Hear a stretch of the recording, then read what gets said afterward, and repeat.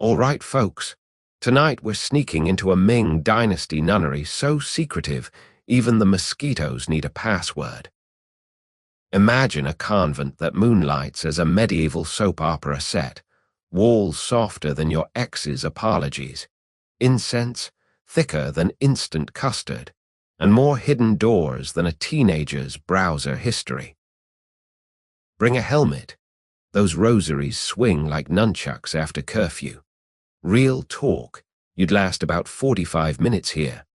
Modern humans tap out when Wi-Fi drops below 3 bars. This place doesn't even have a snack cupboard. Survival rating: 1 star, and that star is currently applying for overtime. If you're still listening, congratulations. You've already outlived the average influencer. Quick commercial break from common sense. Smash that like button like it owes you rent, but only if my voice has ever paid your insomnia's utility bill. Subscribe to Algorithmic Monks chant louder when the bell count rises. Housekeeping. Dim the lights to embarrassing childhood memory level. Cue the fan for that premium spa as in troubled waters hum, and fluff the pillow of plausible deniability. We're about to tiptoe across centuries of scandal. If you hear a bell, that's just history coughing. Ready? Grab your moral flexibility and let's tiptoe into tonight's gentle chaos together. Sweet dreams start in slippery places. You stand alone beneath a half moon that looks embarrassed to be caught watching. The city of Hangzhou sleeps behind you like a drunk who's misplaced his shoes. Ahead, the convent gate lifts its iron ring as if offering a single, heavy flower. The air smells of lotus ponds and yesterday's fireworks, a combination that somehow feels like a sigh after a kiss. Your own breath clouds faintly. Autumn is flirting, but summer hasn't quite agreed to leave the party. When you lift the ring, the hinges give a cat-like purr rather than the shriek you expected. Someone inside has been oiling them regularly and recently, the way you might oil a sewing machine you're not supposed to own. The gate opens just wide enough for you to slip through sideways, coat rustling like a rude thought. A single lantern hangs from the eaves, painted with a tiny cup whose mouth is open mid-leap. Its light pools on the flagstones like spilled yolk. Under your sandals, the stone feels warm, as though the courtyard has been walking all day and only just sat down. Shadows of ginkgo leaves tremble across your borrowed hemp robe, borrowed because the boatman who ferried you across Westlake insisted proper clothes were the price of his silence. The robe smells of sesame oil and someone else's incense, a scent that makes you feel vaguely like a dumpling steaming in somebody else's basket. Ahead, the main hall exhales sandalwood so thick you could butter bread with it. You pause, half expecting a dog to bark, a nun to shriek, a Buddha to clear his throat. Instead, you hear only the soft click-clack of a wooden fish drum somewhere deeper in, beating a rhythm that your heart recognizes like a lullaby it never knew it forgot. Your shoulders loosen. The night feels suddenly upholstered. A cat gray with a tail like a calligrapher's flick appears beside you, rubs once against your ankle, and pads toward the eastern corridor. You follow, because in stories like this, following cats is practically a job requirement. The corridor's planks creak, but gently, the way grandparents creak when they stand, more testimony than complaint. Paper windows glow here and there, painted with plum blossoms so realistic you almost smell them. At the end of the corridor stands a small side door, moon-washed and unguarded. The cat sits, looks back at you, blinks twice, universal code for well, go on then. You notice the door's lintel is carved with tiny phoenixes whose tails interlock like fingers. Somewhere inside, a woman laughs, low, private, the laugh of someone who has just remembered she left the rice wine uncorked. The sound slides along your spine like warm tea. You raise your hand to knock, then realize there's no knocker, only the iron ring you already carried through the gate. Instead, you breathe in, taste incense mixed with the faint sweetness of late-blooming osmanthus, and step across the threshold without invitation. The door closes behind you with the politeness of a butler who knows his master is slightly drunk, but harmless. Inside, moonlight lies striped across the floorboards, filtered through bamboo latticework. Your shadow breaks into prison bar segments, then reassembles as you move. The air is cooler here, as though the building stores winter in its armpit for days when summer gets above itself. You hear the soft rustle of cloth, the hush-hush of slippers, but see no one, only the cat now trotting ahead, tail upright like an exclamation mark with excellent posture. A faint bell rings once, twice. Not the big bronze bell you'd expect at a temple's main altar, but something smaller, almost toy-like, the kind of bell a child might tie to a cricket cage. It stops at 3. Silence rushes in like water filling a cup you didn't know had holes. You count your heartbeats, 4, 5, before the cat turns left into a narrow passage barely shoulder wide. The passage smells of ink and talcum, a combination that reminds you of your grandmother's letters. Walls press close, warmed by the body heat of the building, and you realize the nunnery is alive in the way very old houses are, breathing, digesting, occasionally remembering. Your fingertips brush the plaster. It feels powdered, like the skin of a moth's wing. Somewhere ahead, a voice begins chanting, syllables rolling like marbles down wooden stairs. You don't understand the sutra.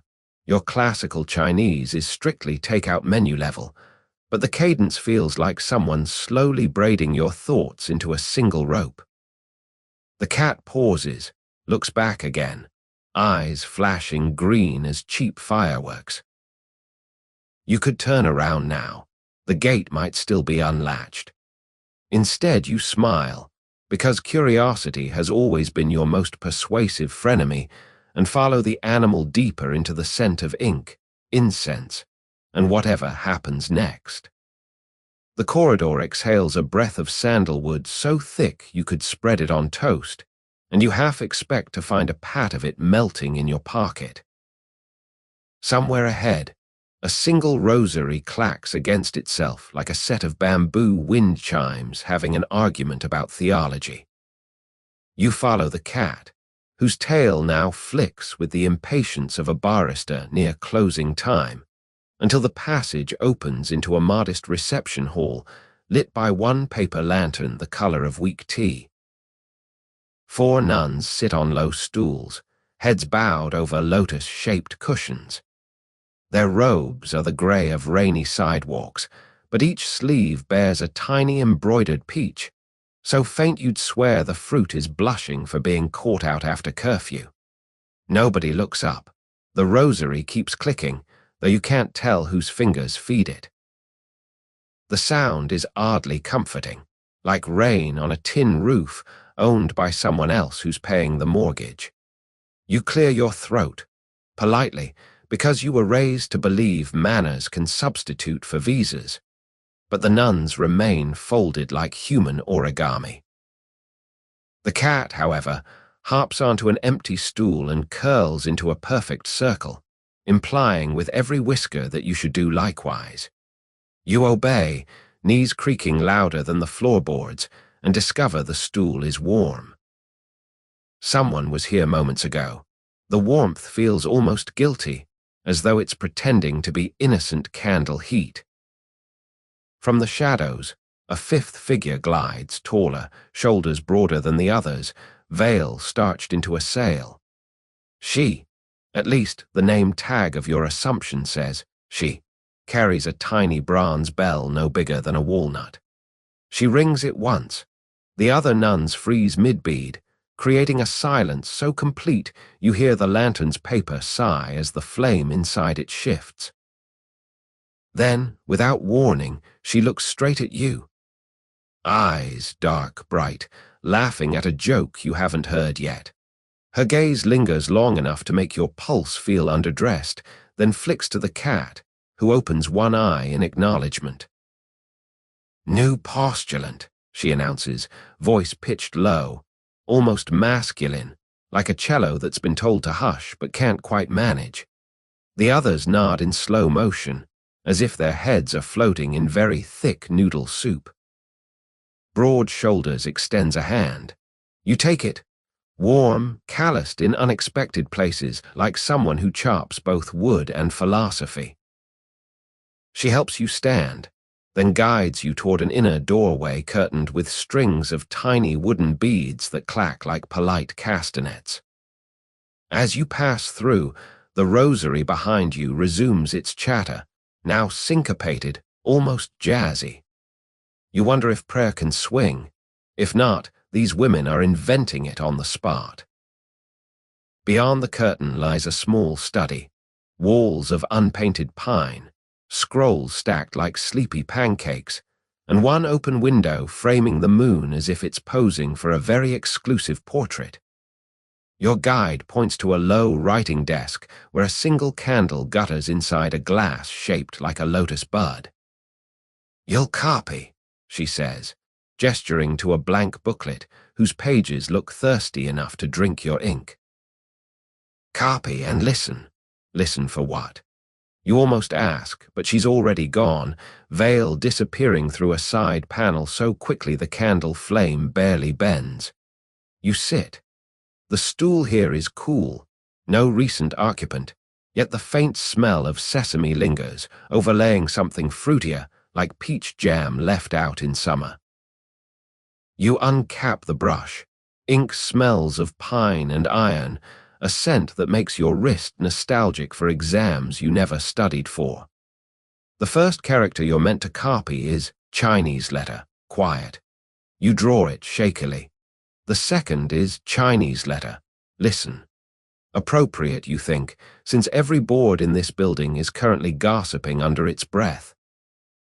Somewhere below, a gong rings 4 times. Off by 2 hours, you're pretty sure. But nobody stirs. Time here appears to be more of a suggestion, like decaf or exercise.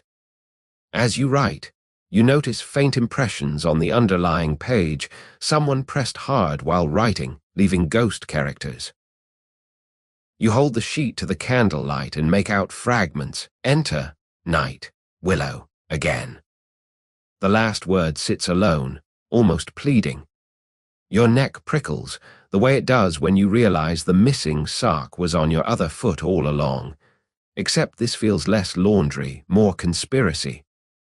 Footsteps pass in the corridor, soft, deliberate, the sound of secrets wearing slippers. You hold your breath, brush poised like a tiny spear. The steps pause outside your door, a shadow darkens the paper pane, then melts away. The candle flickers once, twice, then steadies, almost apologetic. You release a breath you didn't know you'd borrowed and dip the brush again. Copying progresses.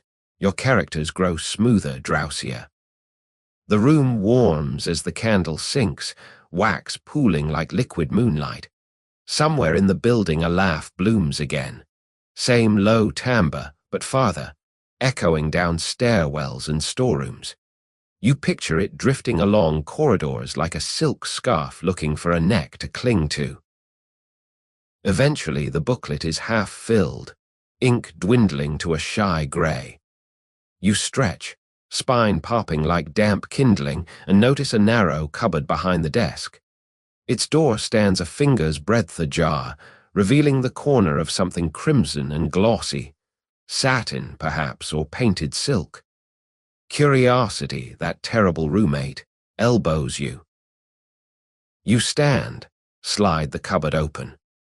Inside, not fabric, but a stack of printed booklets, each cover showing couples in positions that would make a yoga master reach for a diagrams. The engravings are delicate, almost polite. Body parts hidden behind fans, drapery, strategically placed peaches, yet the intent is unmistakable. Someone has annotated the margins in tiny red characters. Try, too loud, exhausting.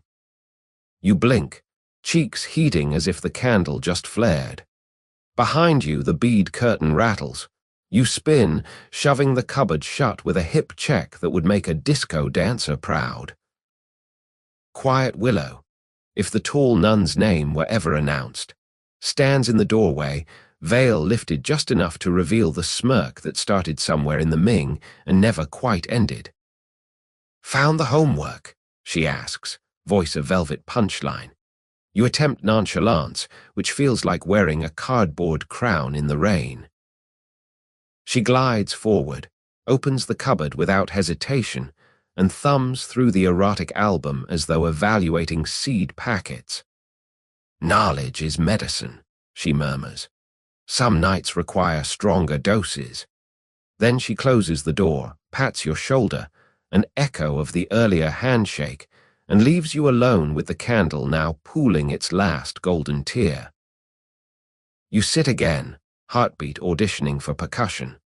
The booklet of sutras waits, suddenly looking twice as pious. Somewhere outside, the moon shifts a finger width across the window frame, indifferent and amused.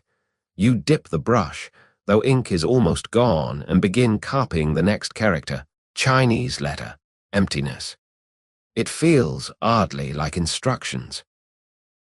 Dawn leaks into the corridor like weak tea through cracked porcelain, and you wake on the copying desk, cheek branded by the spiral of a dried ink droplet. The candle has drowned in its own wax. The room smells of burnt sesame and the ghost of peach wine. For a moment you forget which century you parked in. Your neck feels like it's been folded by an origami master with a grudge. You stretch, joints popping a small firecracker sweet, and notice a fresh set of clothes folded at the foot of the stool, grey hemp robe, lighter than the one you arrived in, and a veil so fine you could read morning sutras through it. A note, ink still wet, lies atop. "Where? Meet at the well before the bell remembers 6. The calligraphy is confident, the kind that wins civil service exams and then casually apologizes for the inconvenience. You change. The robe smells of sun-dried bamboo and something faintly metallic, like rainwater that has licked a copper roof. Your own garments vanish into a wicker basket that apparently doubles as a wardrobe and possibly a worm condo. When you tighten the belt, you realize there are hidden pockets large enough for a rice ball or an incriminating manuscript, or both if you're an optimist. Stepping into the corridor, you find the building yawning awake. Shutters creak open like nuns discussing sin in cautious metaphors. Someone hums a tune that might be devotional or might be last year's pop song about moonlit cabbage. Hard to tell. The cat from last night trots past with a mouse in its mouth, tail semaphoring, "No photos, please." You follow the general drift of sandalwood toward the rear courtyard where a stone well sits wearing a moss mustache. Quiet Willow is already there, sleeves rolled to the elbow, hauling a bucket as though auditioning for a water-carrying Olympics. Veil removed, hair pinned in a knot that looks casual but probably requires engineering credentials. He glances up and grins. "Sleep like a brush?" she asks. You admit you feel more like the ink stick, ground, mixed, and left to dry in confusing shapes. Together you draw water. The bucket rope is old silk, soft as forgiveness, and the pulley sings a 2-note song that could lull babies or start revolutions depending on the arrangement. Each crank pulls cool air from the well's stone throat, flavored with depths that remember Tang Dynasty snow. You splash your face. The shock is a polite slap that reminds you breakfast is theoretical and intrigue is not. Other nuns gather, forming a loose circle. No one speaks. They perform a silent choreography: dip ladle, rinse mouth, pass cup bow. You mirror them, feeling like an understudy who missed dress rehearsal. When the cup reaches Quiet Willow, she drinks, then offers it to you again even though you've already had your turn. Her eyes dare you to notice the ripple on the water's surface. Tiny, deliberate 3 pulses. A code, a flirtation, a nervous tremor. You can't decide which answer would keep you safest longest. From somewhere inside the cloister, the small bell rings. Still not the big bronze one, 3 times, quick, apologetic. The group disperses like birds who owe the cat money. Quiet Willow gestures follow. You cross a narrow lane of dwarf bamboo, each leaf dripping its own private dawn, and enter a low building that smells of rice steam and ink in equal measure. Refectory tables stretch the length, bowls await, upside down, like meditating turtles. Breakfast is congee the color of pearl, with pickles that could revive the recently deceased. You eat standing, per custom, spoon clicking porcelain in a rhythm that feels almost musical, until you realize everyone else has synchronized with you by accident. For a moment the room becomes a percussion ensemble conducted by your appetite. You slow, they slow. You speed, they speed. Quiet Willow smothers a laugh in her sleeve, and the abbess, seated on a slightly taller stool, raises one eyebrow like a feather questioning gravity. After bowls are stacked, the nun assigned to scripture distribution hands you a fresh booklet. On the cover, Diamond Sutra, condensed for busy minds. Inside, someone has already underlined a line in red. All conditioned existence is like a phantom, a shadow, a drop of dew. The ink is wet, the same iron and pine scent from last night. You glance up. Quiet Willow is gone, though her bowl still steams, implying teleportation or at least Olympic-level sneaking. The abbess claps once. "Today," she declares, voice papery but sharp, "we prepare alms for the village festival. Postulants will sow." She looks directly at you, apparently upgrading you from invisible to provisionally useful. A bundle of indigo cloth lands in your arms before you can invent an excuse involving sudden blindness or advanced clumsiness. Sewing happens in the sunroom, a gallery open to the east where light pools like warm milk. Nuns perch on cushions, needles flashing like tiny swords in a very polite war.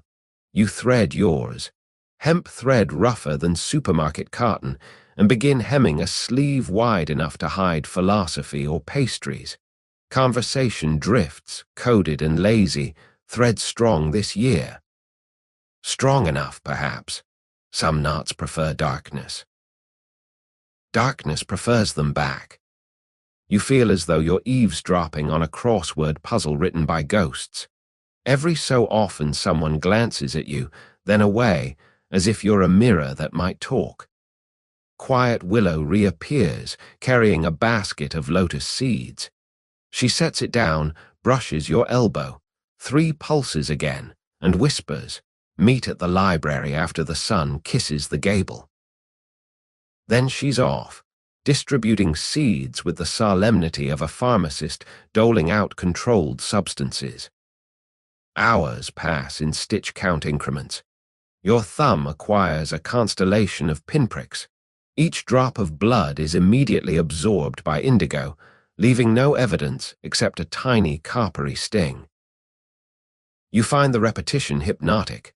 Needle down, pull, loop, repeat, like raking sand in a Zen garden while someone else hides bodies underneath. At last, the abbess declares a break. Nuns fold fabric with military crispness and drift away. You stretch, noting that your robe now carries a faint stripe of indigo across the chest, initiation mark or laundry accident, unclear. The gable shadow has tilted. The sun is poised to lay a kiss on the wooden dragon carved under the eaves. You return the sewing things, stash your half-finished sleeve in the communal basket, and wander toward the library. The same storeroom you copied sutras in last night. The building seems quieter now, as though holding its breath to see what you'll do with new information. As you approach the door, you notice the faint smell of peach brand wine drifting from within, mixing incongruously with ink and old paper. Quiet Willow is waiting just inside, candle already lit, veil completely removed. In daylight, her features are softer than you expected. Wide cheekbones, a small scar like a comma at the corner of her mouth, eyes that laugh even at rest. She gestures you in, then slides the door shut with the careful hush of someone closing a diary.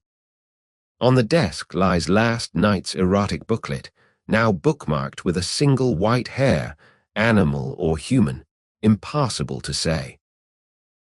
Next to it, a fresh sheet of rice paper, ink stone newly ground. "We write our own sutra," she says, voice pitched low enough to fit inside your pocket. "One page, one truth, then we burn it so only the smoke remembers." She offers you the brush handle first. You accept. The bristles are damp, eager. Outside, the sun brushes the gable. Inside, the candle shortens, sacrificing itself for literature. You dip, hesitate, then let the tip touch paper. The first character that forms under your hand is Chinese letter, to hide. Quiet Willow smiles, small and bright, like a knife just before it realizes it's happy. The brush lifts off the page, leaving Chinese letter gleaming like a wet pebble, and you feel the word settle somewhere between your ribs, cool, rounded, undeniable. Quiet Willow watches, chin propped on one palm, the pose of a scholar who's misplaced the exam questions but suspects the real test is eye contact. You dip again, half expecting the ink to hiss against paper the way secrets hiss against conscience. Next character arrives uninvited, Chinese letter, desire. It spreads, bold, a little drunk on its own strokes. You glance at her. She raises an eyebrow the way someone might raise the lid on a pot that could contain either dinner or dynamite. "Keep going," she whispers, though the room is so quiet her voice feels like shouting. Your third glyph is Chinese letter. Emptiness, the same word you copied last night while trying not to picture peach-shaped body parts. This time it feels lighter, like a cupboard you finally dare to open and find already cleaned by someone else's scandal. You set the brush down, half proud, half terrified, the way you feel when you send a text you can't unsend. Quiet Willow tears the page free with one smooth motion, folds it into a square so small it could be a secret's die. She crosses to a ceramic brazier squatting in the corner like a toad with architectural ambitions, lifts the lid, and flicks a spark from a flint so casually she might be snapping fingers at a servant. Flame wakes, yawns, accepts the paper. Smoke blooms, curls, spells momentary calligraphy in the air before forgetting itself. You both watch the burn. It occurs to you that confession by smoke is still confession. The ceiling beams just happen to be excellent priests. Old, wooden, hard to shock. When only ash remains, she stirs it with a copper rod until even the memory of words gives up. "There," she says. "Now even the ghosts have amnesia." From the corridor comes the faint clack-clack you recognize, the same rosary from last night, but faster, anxious. Quiet Willow stiffens, veil suddenly back in place as if by teleportation. She gestures, 2 fingers slicing downward, and the candle obligingly dies in a puff of breath that tastes of peach. Darkness rushes in, friendly at first, then remembering it has a reputation to keep. The door slides open a finger width. A sliver of lantern light cuts across the floor, missing you by the margin of a lie. A voice, female, older, papery, hisses, "Willow, the abbess requests inventory." Quiet Willow answers without turning, voice pitched an octave higher, "Coming, senior virtue." Her tone is so convincingly feminine you feel your own larynx retreat in confusion. Footsteps retreat. She waits 3 heartbeats, then relights the candle with a coal from the brazier. "Tonight," she says, "the tunnels." She might be inviting you to dinner or doom. The ambiguity feels Ming authentic. You nod, because history prefers participants to tourists. She leads you to the back wall, pushes a scroll cabinet aside with the ease of someone who's done this often enough to choreograph it. Behind, a wooden panel, darker, newer. She presses a knot. The panel sighs inward, revealing a throat of brick sloping down into black.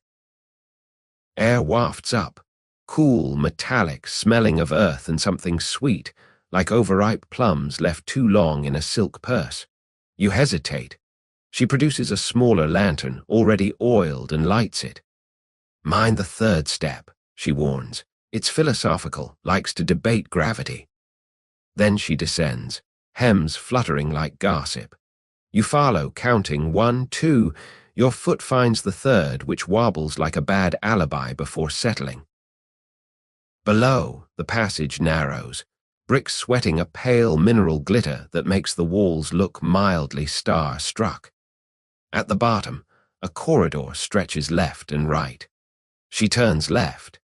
You notice the bricks here are painted red, faded to the color of old lipstick. Every few yards a niche holds a tiny clay Buddha, each one missing a finger or nose. Casualties of time or souvenir hunters with poor impulse control. The effect is part shrine, part crime scene, part Pinterest board gone feral. Halfway along, she stops at a niche that contains no Buddha, only a scrap of crimson silk stuffed into the hole like a gag. She pulls it free. Behind is an iron ring. One tug and a section of wall pivots, revealing a chamber the size of a generous elevator. Inside, low cushions, a low table, wine cups, and a single bronze mirror polished to the point of smugness. "Welcome to the Rouge Retreat," she says, voice echoing slightly. "Officially, it doesn't exist. Unofficially, it files taxes under meditation supplies." She sets the lantern on the table. Shadows retreat like shy relatives.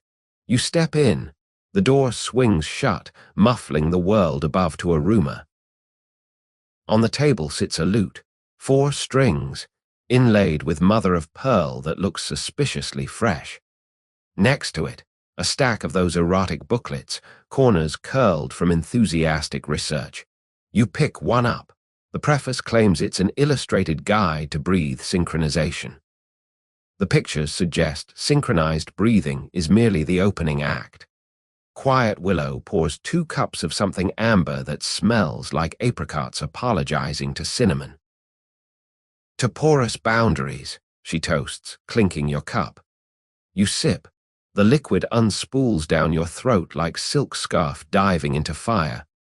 Your ears warm immediately, which feels redundant in a tunnel already painted the color of embarrassment. She sets her cup down, studies you.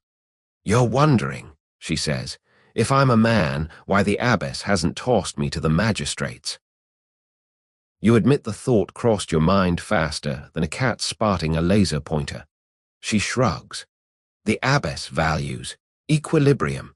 Some hungers are easier to manage in-house than in court documents." The phrase hangs, shimmering. You realize the nunnery is less a sanctuary and more a ledger balancing spiritual capital against fleshly overdrafts. "And the deaths?" you ask before caution can zip your lips. Her expression folds into something sorrowful but not surprised. "Excess," she answers. "Too much wine, too little breath. We try gentler methods now, regulation, rotation, meditation." She gestures at the booklet as if it were a farmer's almanac of restraint. You're not sure whether to feel relieved or complicit, a dichotomy that seems on brand for the Ming. She moves closer. The lantern shortens her shadow until it climbs your robe like ivy. "Stay tonight," she says, "observe. If you disapprove, leave at dawn. The gate will open." Her voice is soft, but you hear the hinge of threat underneath. Soft as silk, sharp as the crease. Upstairs, faint but approaching, the rosary clacks again, faster now, like a heartbeat realizing it's forgotten something important. Quiet willow extinguishes the lantern. Darkness swallows the room, leaving only the taste of apricots and the echo of your own pulse. You hear the door reopen, the rustle of her sleeve, the almost nothing of bare feet on brick. A hand, hers, finds yours in the dark, pulls you back into the corridor. "Time for vespers," she whispers, though the hour feels wrong for evening prayer. You follow, counting steps, unsure whether you're ascending toward salvation or merely a better lit scandal. Behind you, the hidden door sighs shut, sealing the rouge retreat until the next time someone decides that holiness needs a safe word. At the top of the stairs, the scroll cabinet slides back into place with a click soft enough to be a lullaby or a lark. The corridor is empty. Even the rosary has ceased. Quiet willow adjusts your veil, ensuring the hem hides the faint smudge of rouge you hadn't noticed on your collar. "Breathe," she reminds, like we practiced. Synchronized, regulated, survivable. You inhale, tasting incense, peach, and the metallic tang of maybe. Down the hallway, the big bell finally remembers its job and tolls 6 times, voice bronze and undeniable. You count along, heartbeats aligning with each reverberation until the sound spills out across courtyards, over walls, into the city that believes this place is merely pious. Somewhere inside the echo, you hear a smaller bell. The toy one answer once, as if laughing at its elder. Quiet willow bows, vanishes into the swirl of nuns heading for evening chant. You join the flow, feet finding the rhythm of robes, of breath, of secrets rehearsing their lines. Above, dusk stitches purple thread through the clouds. Below, the nunnery lights its lanterns one by careful one.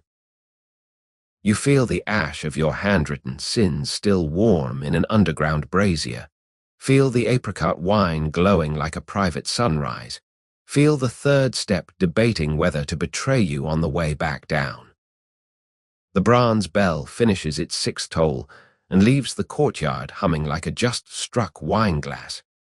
You file into the chapel behind 24 grey robes, each swishing in such perfect unison, the floor seems to be applauding politely. Incense meets you at the door, sandalwood layered with something sweeter, almost candied, as if the Buddha has started experimenting with dessert wines. Your cushion waits, 3rd row from the back, conveniently positioned beneath a cracked window pane that leaks evening air. You kneel. Hemp protests, knees comply. Around you, nuns fold into lotus position like synchronized napkins. Someone coughs once, a small dry sound that flutters up into the rafters and dies of embarrassment. Quiet willow is nowhere in sight. Gone, presumably, to whichever duty roster keeps broad shoulders busy during chant. The abbess enters, silver-veiled, moving with the calm of someone who has already balanced the spiritual books for the month. She strikes a bronze bowl. The note circles the room like a lazy hawk, finally perches on your sternum. Chanting begins, low and rolling, syllables you half recognize from last night's copying session. You try to follow, but the words keep sliding into the rhythm of your pulse, which is still flavored by apricot wine and subterranean scandal. Your voice exits your throat, sounding guilty. You dial it back to a murmur, let the communal tide carry you. Mid-chant, a side door behind the altar cracks open, just wide enough for a cat or a secret. A sliver of lantern light lands on the floorboards, golden and trembling. You catch a glimpse of quiet Willow's profile, veil discarded, expression urgent. She catches your eye, tilts her head, come. Excusing yourself without sounding like a fire alarm requires choreography. You wait for a long my 2-0-fu, then slide backward, bow stand, bow again, feeling like a defective vending machine. No one stops you. Perhaps pilgrims are expected to pee or flee. You slip through the side door into a storage passage lined with funeral banners. Willow beckons, already moving. We have, she checks an imaginary hourglass, half a bell, maybe less. She hands you a wicker crate filled with blank funeral booklets, their covers the yellow of old teeth. Delivery, she explains, though her grin suggests the crate is merely a passport. You hoist it. It weighs less than guilt, more than curiosity. You descend a flight of servants' stairs so narrow your shoulders brush both walls, picking up splinters like unwanted advice. At the bottom, a small postern door opens onto the nunnery's back lane, where willows hang their heads like drunks regretting last night's metaphors. Twilight paints everything indigo. Fireflies sketch slow punctuation in the air. The lane leads to the village proper. Wooden houses leaning together for warmth, roofs tiled in black slices of midnight. Somewhere ahead, drums thump, suggesting the Lantern Festival has started without official permission from the moon. You fall into step beside Willow, crate balanced between you like a shared alibi. Where exactly? You whisper. North Temple stall, she answers. But first we pass the silk booths. Keep eyes open, ears generous. Translation, something will happen. Your job is to not miss it. At the first cross street, the crowd thickens. Children waving paper rabbits, merchants hawking sugar cricket skewers, a blind man playing erhu whose bow squeaks like gossip. Willow slows, lets a cluster of soldiers in shabby livery pass. Their captain stares at her a beat too long. She responds with a nun's bow so demure it could model for humility posters.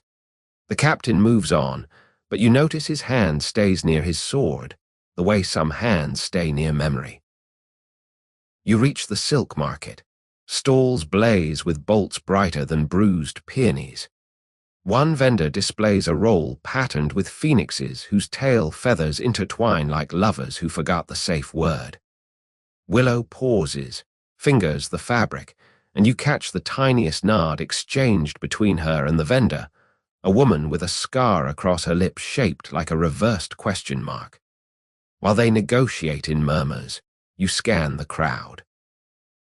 A figure stands half-lit by a hanging lantern, older nun, face like a dried apple, eyes sharp enough to core pears.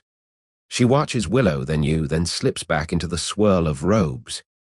You tap Willow's sleeve. She finishes the deal, pockets a small silk pouch the color of arterial blood. Later, she mouths.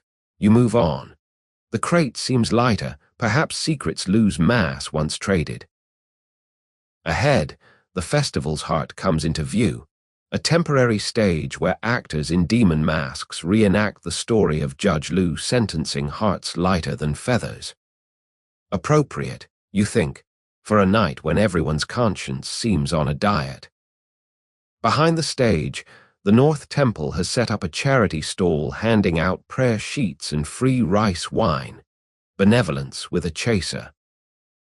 Willow hands over the crate to a monk whose eyebrows have achieved wizard length. He bows, thanks her, offers cups. You accept. The wine is sweet, cloudy, with a finish of almost guilt. As you turn to leave, drums shift rhythm, faster, urgent. A procession appears, village elders carrying a paper effigy of the Yellow Emperor, 20 feet tall, face serene, robes painted with talismanic characters that glow faintly in the dusk.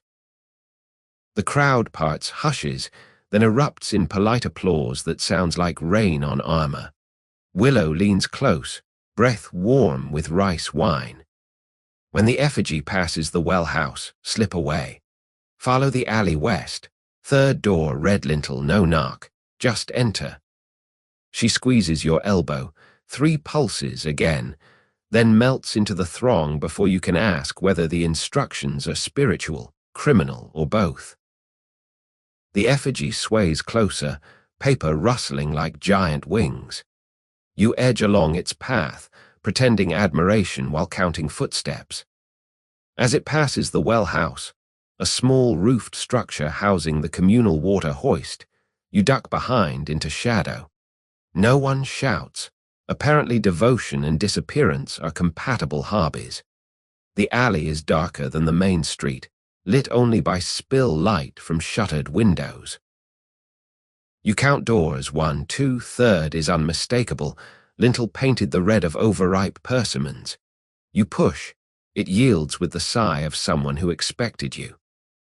Inside, a narrow courtyard, 1 lantern and quiet Willow already waiting, veil off, hair unpinned, looking somehow taller in moonlight. She closes the door, sets a wooden bar across. "Welcome," she says, "to the 2nd chapter." Around you, the courtyard walls are draped with drying calligraphy. Sheets of crimson paper inscribed with characters you can't read in this light, though they seem to pulse, hungry for air. Somewhere nearby, water drips in a steady heartbeat. Willow lifts a corner of the nearest paper. Beneath, a trapdoor lurks, iron ring gleaming like a temptingly bad idea. "Below," she says, "is where we keep the louder truths." She raises an eyebrow, inviting you to decide whether curiosity has finally asked for your wallet and your virtue in the same breath. Above, the festival drums shift again, slower, ceremonial. You hear the crackle of fire, probably the effigy meeting its cosmological destiny. Sparks will be rising, carrying wishes skyward. Some will land on roofs, others in hearts. You place your hand on the ring. Metal feels cool, honest. She covers your hand with hers, warm, calloused, steady. Together you lift. The trapdoor exhales a breath of earth, ink, and something fruit forward. Peach, of course, but darker now, like peaches that have attended too many funerals. Steps descend, bricks glowing faintly rouge, as if the tunnel itself is blushing at what it's about to confess. You exchange glances. Hers says jump. Yours says already falling. The stairs sag like old librarians under the weight of every whisper they've ever catalogued. You count 12 before your souls meet level ground. Packed earth, damp, veined with tree roots that have mistaken the tunnel for a basement sky. Behind you, Willow lowers the trapdoor. The festival drums shrink to a heartbeat heard through pillows. Lantern light reveals a corridor no taller than a tall lie. Walls glow rouge. Clay mixed with cinnabar, she explains. Cheaper than paint, prettier than honesty. Every few paces a niche holds a tiny bowl of oil and a floating wick, flames trembling like parishioners who arrived late and can't find a seat. The air tastes of iron, ink, and overripe peaches sealed in a silk purse too long, ferment flirtation. You walk single file because the passage demands it, shoulders brushing brick that leaves faint red kisses on your robe. Ahead, the tunnel widens into a circular chamber where someone has staged an odd domestic scene. Low, lacquered table, 2 cushions, and a bronze mirror propped against a wine jar so old its label has achieved enlightenment. Willow sets the lantern down, pours. The wine is darker tonight, more bruised than apricot. "To complicity," she toasts, clinking your cup so gently the sound feels like a secret handshake. You drink. The liquid unwraps layers, first sweet, then smoke, then something metallic that might be consequence. She moves behind you, unpins your veil. Hair tumbles, yours, hers, the room's attention. "Observe," she says and lifts the mirror. In its surface you see 2 figures, one clearly female by Ming standards small, robed, hair a waterfall, the other broader, collarbone sketching sharper lines. Yet both faces softened by lamplight until gender feels like a costume half removed. You realize you are studying reflections of reflections. Authenticity has exited the building.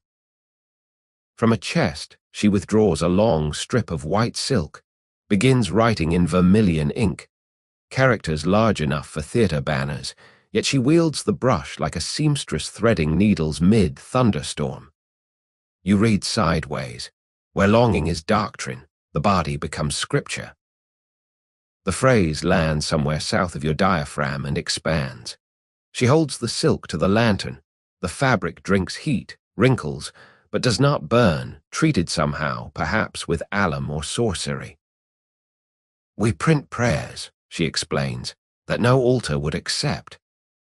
She folds the strip into a narrow band, then another, until it resembles a cloth ribbon snake. This she drapes across your shoulders. The vermilion stays tacky, staining the grey robe with accidental punctuation. Footsteps overhead, soft, deliberate. You freeze. So does the lantern flame, as though practicing invisibility. Dust drifts down like grey snow. Willow presses a finger to her lips, then to yours, ink transfers, a temporary tattoo of silence. The steps pause directly above. A board creaks out a syllable that might be investigation or insomnia. After 3 heartbeats, the steps recede, taking their punctuation with them. She exhales, resumes.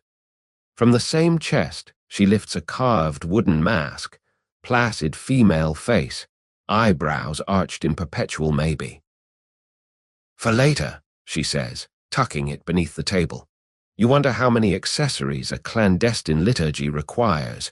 The inventory feels both baroque and bargain bin. Now wine reappears, this time in a tiny cup no bigger than a teardrop. Drink once, hold under tongue. You obey. The liquid stings, numbs, tastes of anise and carper. She drinks too, then leans close and kisses you. Lightly, experimentally, the way someone tests a drumskin before deciding how loud the song should be. Your mouth buzzes. The room tilts, rights itself, tilts again like a boat deciding whether capsizing is worth the drama. When she pulls away, her pupils are vast, reflecting lantern fire doubled. That, she says, was tincture of lotus stamen and ghost pepper. Opens channels, loosens memory. Your tongue feels suddenly bilingual, capable of tasting syllables. You realize the chamber has begun to smell of rainwater on hot iron, though no rain could reach this depth. She rises, moves to the far wall, presses a brick. A section pivots, revealing a second, smaller room beyond, more womb than chamber. Inside, cushions form a circle, each one bearing a crimson handprint that looks freshly applied yet dry. At the center, a single bronze gong the size of a rice bowl, patina dark as pickled plums. Tonight, she says, we practice the sutra of shared breath. You will be audience, then participant, then forgetter, 3 rotations. She steps into the circle, gestures you to follow. The gong waits, smug with upcoming significance. Above, through layers of brick and festival, you hear the distant whoosh of the paper emperor igniting, sparks ascending like startled sparrows. The sound filters down as a soft rush, warm wind brushing your cheek, though it has traveled through stone. You imagine villagers bowing as ash drifts, carrying their written wishes skyward. Some will land on riverbanks, others on consciences. Willow sits, arranges robes so fabric pools like spilled mercury. She pats the cushion opposite you kneel. Between you, the gong reflects lamplight in a tiny, perfect moon. Rule 1, she says, no names once we begin. Rule 2, touch only by invitation of breath. Inhale asks, exhale answers. Rule 3, when the gong rings thrice, memory vacates. You nod, throat suddenly dry despite wine. She lifts a short wooden striker, kisses it once for luck or irony, then taps the gong, soft, a sound like a drop of honey falling into warm tea. The note blooms, expands, presses against the walls until the chamber itself seems to inhale. Around the circle, the crimson handprints appear to brighten, as though the fabric beneath them is blushing on command. You feel your own palms grow hot, remembering the stain of vermilion ink. Somewhere overhead, a second piece of festival fireworks detonates, muffled, celebratory, irrelevant. Willow closes her eyes. You do the same. Breath synchronizes almost immediately, the way two clerks in the same room will eventually agree without ever discussing time zones. Inhale, count 4, hold, 2, exhale, 6. The gong hums its single note long after Striker has left, a sound you feel in your pelvic floor more than your ears. A second tap, firmer. The note deepens, develops undertones of thunder at diplomatic distance. You feel your thoughts sort themselves into tidy piles, then blow away like classified documents in an optimistic breeze. Body remains, curious, present, tasting incense and cinnabar and something alive that might be skin remembering skin. Third tap, sharp, decisive. The note fractures into overtones that seem to exit through the top of your skull, carrying luggage. When you open your eyes, the lantern flame has doubled. When you blink, it trebles. You realize tears have arrived without announcing their agenda. You are not sad, merely decanted. Willow exhales one long final breath, then bows until forehead meets cushion, an inverted mountain. You mirror her, though the motion feels like underwater prayer. When you straighten, she is smiling, soft, almost sorry. That, she says, is how we begin forgetting. Later, we practice remembering just enough to ensure we still feel guilty.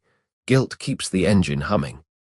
From somewhere far above, the faint clack of rosary resumes, faster now, agitated, like a heartbeat that has just discovered it's being eavesdropped on. Willow cocks her head, counts the clacks against her fingers, frowns. We must return, she says, before the abbess audits the silence. She lifts the mask, sets it on your face, wood smells of cedar and someone else's exhale. Vision narrows to 2 eye slits, world suddenly framed in polite darkness. Hand in hand, more navigation than romance, you exit the circle, seal the wall, ascend the stairs. Behind, the gong gives one last sympathetic shiver, like a dog whining when owners leave for vacation. Upstairs, the trapdoor accepts you back into the world of festivals and consequences. The bar slides shut beneath your heel, swallowing all evidence except the vermilion still tacky on your collarbone and the buzz under your tongue that tastes of both revelation and rash decision. Above the courtyard, fireworks have ended. Only the smell of gunpowder drifts, mixing with incense from the main hall. You remove the mask, return it. Willow tucks a stray hair behind your ear, an intimacy that feels sibling-like and conspiratorial at once. Vespers again, she murmurs. This time, try to chant like you've never touched a secret. She slips away, veil restored, becoming just another shadow in the greater shadow of the nunnery's night. You stand alone beneath the ginkgo, heart sinking with distant drums that have slowed to the tempo of apology. Somewhere inside your chest, 3 gong notes still reverberate, arguing about whether forgetting is a form of mercy or merely delayed indictment. Around you, lanterns sway, casting carp-shaped shadows that open and close their mouths, asking questions you now know better than to answer. You drift toward the chapel, feet rehearsing the choreography you learned earlier. Bow, glide, kneel. Pretend your soul isn't carrying contraband. The courtyard smells of spent fireworks, and the greener scent of ginkgo leaves bruised under sandals. Lanterns have dimmed to conserve oil. Shadows stretch long enough to borrow each other's shoes. Inside, the congregation is already mid-chant, voices braided so seamlessly you can't slip your own thread in without snagging. You take the same cushion as before, third row, cracked window above leaking night air that tastes of iron and distant rain. The syllables wash over you, each one scrubbing a little more peach wine gilt from your mental upholstery. Halfway through, the abbess appears from a side door you hadn't noticed, silver veil catching lamplight like fish scale. She carries no bell tonight, only a thin bamboo rod that taps against her palm as though keeping time with a song only she can hum. Her gaze sweeps the room, pauses on you a fraction longer than politeness allows, then moves on, apparently satisfied that your sins are still the manageable size. Chant ends. Instead of the usual silent dispersal, the abbess raises one hand. Postulants remain, she declares. Others may retire. There's a rustle of robes, a collective exhale of relief or envy. You stay seated, unsure whether postulant now officially includes you or if staying put simply feels safer than standing. When the last senior nun exits, doors slide shut with the finality of a book closing on someone else's childhood. Left behind you, quiet willow veil restored, and 3 novices whose faces you can't yet tell apart in candlelight, identical bowls of soup with different garnish. The abbess steps closer. "Tonight," she says, "we inventory the sutra repository." Her tone implies the task is both sacred and punitive. Pairs of 2, one raids, one records. You, she points her bamboo at you, will pair with Willow. Begin in the west cellar. She hands you a tally sheet so thin it feels already halfway to ash. You and Willow bow, accept oil lamps, exit through a side corridor that smells of camphor and mouse deterrent. Behind, the abbess begins assigning the remaining pairs to other cellars, voice receding like a lecturer who trusts the syllabus to do the frightening.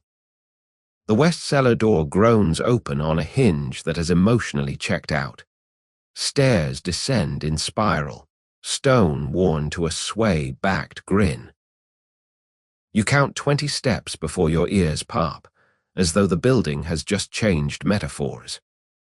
At the bottom, air turns library dry, scented with paper older than most countries. Shelves rise like canyon walls, scrolls stacked horizontally in pigeonholes, each labeled with ivory tags yellow to the color of old piano keys. Willow lifts her lantern, shadows jerk, scrolls rustle as if disturbed by dreamers they'd prefer not to meet. She hands you the tally sheet, produces a brush tucked into her sleeve like a clandestine thermometer. First scroll, the Diamond Sutra, carved 1562, block printed on mulberry, 60 panels. You read, she writes, characters flowing small and neat, nothing like the flamboyant vermilion of the Rouge Retreat. Second scroll, Lotus Sutra, illumination by monk Empty Cloud, gold ground, 12 fascicles. The gold has dulled to the shade of autumn melancholy, yet still manages to look smug. Minutes stretch into what feels like scholarly taffy. You work your way deeper, calling out numbers, conditions, mild foxing, edge nibbled, panel 17 missing, possibly snacked by time. She records without comment, though occasionally she hums, a low sound that makes the parchment tremble as though remembering it once belonged to a tree full of birds. Between shelves, narrow aisles cross like a maze. At the 4th intersection you pause. One aisle ends in a cul-de-sac where a single scroll lies unboxed on a low table, as though someone paused mid-apocalypse and never returned. You lift it. The silk covering is crimson, embroidered with tiny willow leaves, a coincidence wearing its most innocent expression. Inside, the text is not sutra but registry, dates, names, comments. Entries begin 30 years ago, continuing monthly. Names of nuns appear, some crossed out in darker ink, annotated with tiny symbols, a peach, a drop, a gong. Your throat tastes of sudden carper. You show Willow, her face tightens, smile gone on sabbatical. Keep reading, she murmurs. You do. Near the bottom, last year's date, quiet Willow, initiated, regulated, retained. Beside it, the same 3 symbols. Your pulse decides to learn percussion. She exhales through her teeth. Evidence, she whispers. The abbess keeps score. She tears the sheet free, folds it smaller than regret, tucks into her sleeve next to the brush. You return the scroll, but the crimson cover now looks less like silk and more like a skin that's learned to pretend. From somewhere deeper in the stacks comes a scuff, soft, deliberate, the sound of patience wearing slippers.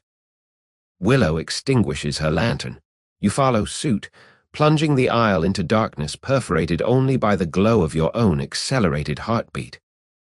The scuff approaches, pauses, retreats, like a librarian who's forgotten why she came. You wait 5 breaths, relight. Willow's face is candle close, expression unreadable behind veil, but her eyes shine with the brightness of someone calculating escape velocities. She gestures, keep moving. You continue tallying, though numbers now feel like aliases for people who may or may not still be alive. An hour later, sheet-filled front and back, you emerge into the cellar's antechamber. The air here is warmer, scented suddenly with peach, faint but unmistakable, as if the Rouge retreat has sent an advance scout. Willow bars the door behind you, leans against it, exhaling a laugh that isn't one. Well, she says, now you've read the family ledger. She rubs thumb and forefinger together, a gesture that might be weariness or prayer abbreviated to its least convincing syllable. What you do with that knowledge is tomorrow's problem. Tonight, we survive inventory. Upstairs, a bell rings. Single note, thin, probably the small bronze one that signals end of tasks. You climb the spiral, ears popping again in reverse, emerge into corridor where night air feels almost scandalously fresh. Somewhere above, clouds have mustered, covering the moon with the efficiency of a censor painting over forbidden verses. In the dormitory, beds await, mats unrolled, mosquito nets draped like bridal veils past their wedding date. You lie, but sleep feels theoretical. Beside you, Willow removes only her shoes, veil still in place, as though ready to bolt at the next summons. You whisper, "What happens when the abbess balances her books?"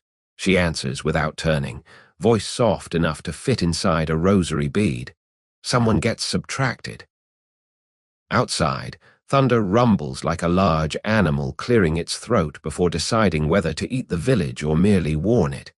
You count seconds until lightning, 8, then 7, then 6, storm approaching or retreating, hard to tell.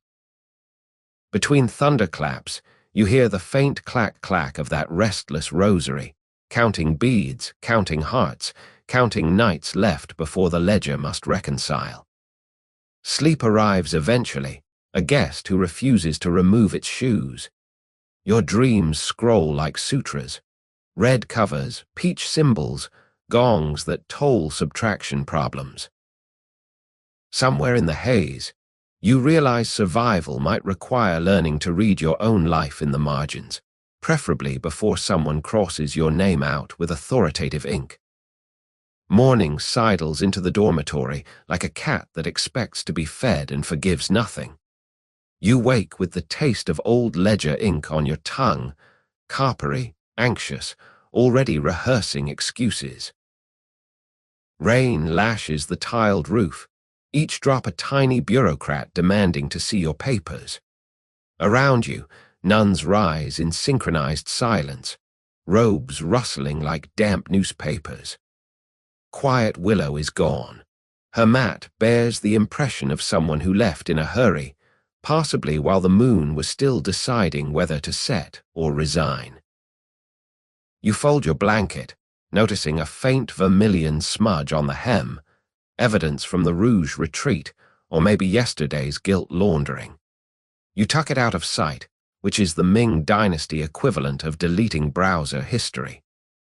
In the corridor, the air smells of wet stone and overripe peaches, an indoor orchard of secrets beginning to ferment. A novice hands you a wooden ticket. Kitchen duty. Rice rinse. Translation: we trust you with water, but not with knives. You accept, because humility is the currency here and you're currently overdrawn. The kitchen squats at the rear of the compound, steamy as a dragon's yawn. Two enormous cauldrons bubble, tended by nuns who stir with paddles shaped like oversized violin bows. You're shown to a waist-high barrel filled with raw rice, instructed to wash until the runoff runs clear, symbolism so obvious even the rice politely ignores it. You plunge your arms. Cold grains slide between fingers like tiny ivory beads, each one carrying the dust of last season's sunlight. You swirl, pour, swirl again. Water clouds, drains, replaced, clouds again. Each rinse feels like an attempt to wash yesterday's crimson ledger until it too runs clear, unlikely, since cinnabar is stubborn and memory more so. While you work, conversation drifts, coded lazy rain loud. Hear the storm counted all night. Some numbers refuse to add. Abbess balanced books at dawn. Found a peach seed missing. You keep swirling, pretending rice requires total concentration, but the metaphorical rice in your stomach clenches. A peach seed missing could mean anything. An unregistered novice, an uncrossed name, a tongue that talked when it should have tasted. From the corner of your eye you spot quiet Willow entering, carrying a basket of radishes. Veil in place, movements calm, but there's a faint swelling beneath one sleeve, probably the folded ledger sheet, or maybe just bandages from last night's gong-induced epiphanies. She sets the basket down, catches your gaze, taps 2 fingers against her forearm later. The rain intensifies, drumming tiles like impatient fingertips. Somewhere overhead, thunder clears its throat with the authority of a magistrate who's already decided the sentence and only needs to find the crime. Lightning flickers. For an instant, the kitchen becomes a black and white scroll, faces frozen in mid-breath, steam arrested like ghost breath. Your rinse water finally clears. You hoist the barrel, carry it to the cauldron tip. Rice cascades, hissing as it meets boiling water, hungry crowd meeting hot truth. A senior nun tastes, nods, dismisses you with the economy of a person who trusts flavor more than conversation. Exit. Corridor. Rain still auditioning for flood. You duck into a storage alcove where Willow appears as if summoned by worry. She pulls the crimson-marked sheet from her sleeve, unfolds. "We copy," she says, then hide the original where searches find only piety. She produces a blank sutra booklet. Cheap paper, common cover, the spiritual equivalent of a brown paper bag. You huddle beneath a skylight that leaks in a steady drip-drip, providing accidental percussion. She dictates. You write names, dates, symbols translated into neutral phrases. Sister A, indisposition. Sister B, extended retreat. Your characters stay small, obedient, nothing like last night's flamboyant vermilion. When you finish, the sheet looks harmless, a record of mundane ailments any infirmary might keep. She folds the original into a square the size of a coin, slips it inside a hollow bamboo hairpin. "Wear it," she says, handing it over. "If they search my belongings, I'm merely decorative." You slide the pin into your topknot. The weight is negligible, the responsibility asteroid large. A bell rings. Single note, thin, probably the toy bell that announces midday rice. You separate, her to the refectory, you to the drying yard where washed robes flap like flags of a country that keeps changing its name. Your task is to collect hem weights that have come loose, needles, thread, hours of mindless sewing under rain that has softened to a mist fine as gossip. While you stitch, you replay the kitchen conversation. Peach seed missing. You picture the abbess at dawn, quill scratching, brow furrowing when columns refuse to reconcile. You imagine her summoning senior nuns, demanding audits of bodies and souls. You wonder how long a nun can be on retreat before someone asks to see the corpse. A shadow falls across your work, the apple-faced senior nun you spotted last night in the silk market. She stands, umbrella painted with tiny phoenixes, eyes sharp enough to core memories. New postulant, she says, not a question.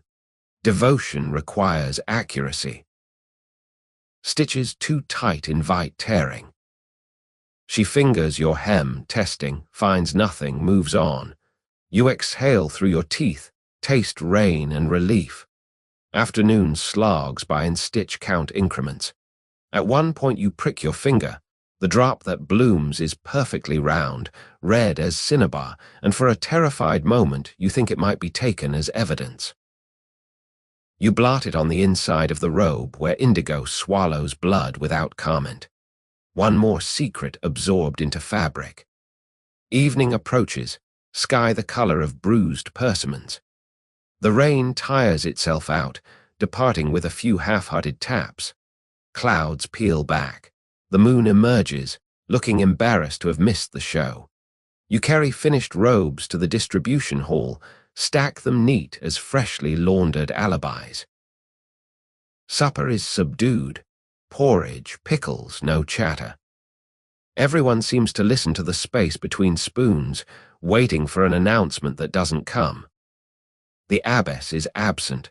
Rumor whispers she's locked in accounts, reconciling peaches with seeds, bodies with breath. You chew slowly, counting heartbeats, aware of the bamboo pin throbbing in your hair like a second pulse. After bowls are cleared, the small bell rings. 2 taps, meaning free time until vespers. Nuns disperse to mending, meditation, clandestine letter writing. Willow intercepts you near the well, pretends to adjust her sandal. "Tonight," she murmurs, "the infirmary. 3rd bed on left, sheet needs changing. Change it, take the old." Burn in the kitchen stove at dawn. No one questions laundry smoke. You nod. She's gone. You spend the remaining daylight hours copying sutras in the common room, characters obedient, small, giving nothing away. Each stroke feels like a step on a frozen river, safe only while nobody mentions the cracks. Night finally settles, bringing with it the faint smell of wet earth and the louder smell of anticipation. You head to the dormitory, slide the bamboo pin beneath your pillow, aware that sleep is a luxury policy rarely honored after an audit begins. Somewhere above, the moon keeps watch, looking like a clerk who's misplaced a stamp and knows someone will have to pay. Vespers pass in a hush so complete, even the candles sound unsure of themselves. Tiny crackles like mice discussing theology in a language just beyond hearing. You chant on autopilot, mouth forming syllables your mind left at the laundry stove. Between breaths, you feel the bamboo pin beneath your pillow calling to you in Morse code. "Burn me, burn me." After final bows, the abbess dismisses everyone with a nod that feels like a signature on paperwork she hasn't read yet. You file out, heart rehearsing excuses in case tonight's errands end in confrontation. The corridor smells of rain, damp robes, and the sweeter tang of peach wine someone forgot to cork. Maybe the same someone currently balancing spiritual books upstairs. In the dormitory, you wait until breathing around you deepens into the soft, uneven rhythm of shared sleep. Then you slide the pin free, pocket it, and ghost toward the infirmary. Sandals in hand, veil tucked so it won't whisper against door frames. The building cooperates. No creaking boards, no nosy cats, only the occasional sigh of old timber settling deeper into its own legend. The infirmary door sighs open on well-oiled hinges. Someone believes illness deserves courtesy. Inside, oil lamps burn low, turning the ward into a tunnel of dim gold. 6 beds line the walls. The third on the left holds a shape curled small beneath a sheet printed with tiny lotuses. You approach, expecting snores or whimpers, but the room is silent except for the drip of a leaky roof into a copper basin. Plink, plink, like a clock counting backward. You lift the sheet carefully. The nun beneath is young, cheeks flushed not with fever but with the artificial rose of someone drugged into rest. Her lips part, breath comes shallow, irregular. You remember yesterday's kitchen rumor, peach seed missing, and wonder if you're looking at it. You roll the sheet, slow as turning a page in a book that bites. Under the mattress you feel something stiff, a second sheet, older, stained with rusty handprints that match the crimson cushions in the Rouge retreat. Evidence, or merely the infirmary's idea of abstract art. You swap sheets, tucking the marked one under your arm, trying not to think about whose story you're laundering. As you turn, a cough freezes you. The patient's eyes open, slits of glassy confusion. She focuses, struggles to speak, produces only a rasp like dry leaves refusing to turn. You lean closer. She whispers, voice papery, "Willow, promised, lighter." Then her eyes roll back, lids fluttering shut, a book someone abruptly closes. You stand there, pulse auditioning for percussion, waiting for her to breathe again. She does, uneven but alive. You back away, sheet clutched, feeling like a thief who has stolen not objects but context. At the door you glance once more. Her face has relaxed into the neutral expression of a dreamer who has surrendered authorship. Outside, rain has resumed, soft, conspiratorial. You cross the courtyard, duck into the kitchen passage. The corridor smells of yesterday's congee and the metallic breath of the large stove, still warm from preparing midnight rice wine for the abbess's accounting sessions. You open the firebox. Embers glow like tiny confession booths. You feed the sheet in handfuls. Flame licks fabric, crimson handprints writhing as though waving goodbye, or perhaps hello in a language fire understands. Smoke rises, carrying a faint scent of iron and peaches. You watch until every gesture is ash, then stir with the poker, ensuring no shy scrap survives to testify. Behind you, a floorboard creaks. You spin, heart high in your throat, to find quiet Willow leaning against the doorframe, veil lifted just enough to reveal eyes reflecting firelight. She raises 2 fingers, piece, or maybe count 2 before running. "Efficient," she murmurs, stepping closer, but smoke smells louder than incense. She produces a small packet of powdered cloves, tosses it onto the embers. The kitchen fills with the aroma of spice market piety. Guilty smoke dresses up as prayer. Together you close the stove, reset the poker, erase footprints in ash with a quick sweep of her sleeve. She touches your wrist, 3 pulses, a habit that now feels like punctuation. "Come," she says, "the library. We copy before dawn reclaims the world."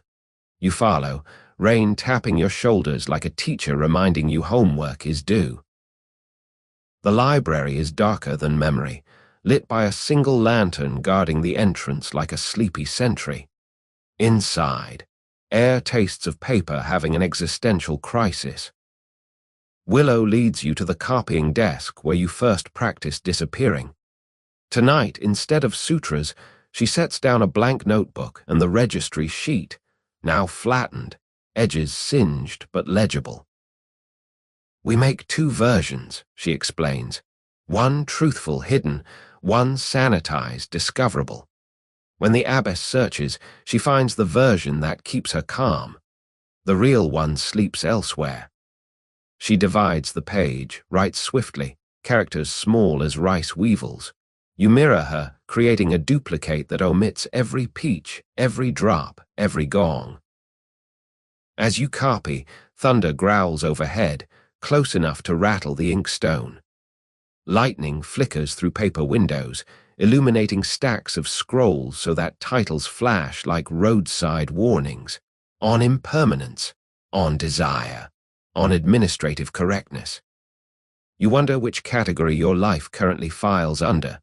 Finished, she compares both versions, nods. The sanitized one she slides into an official folder labeled Infirmary Logs.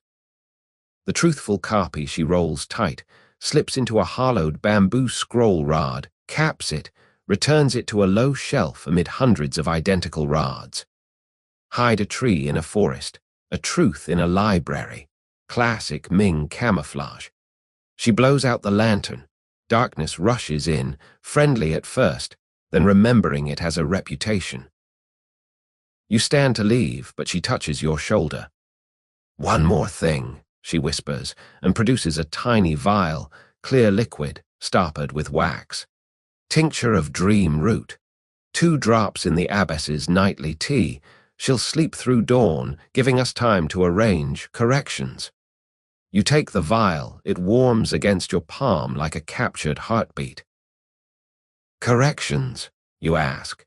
She shrugs, expression half apology, half battle plan. "Balances need adjusting. Someone must leave the ledger before they become only numbers."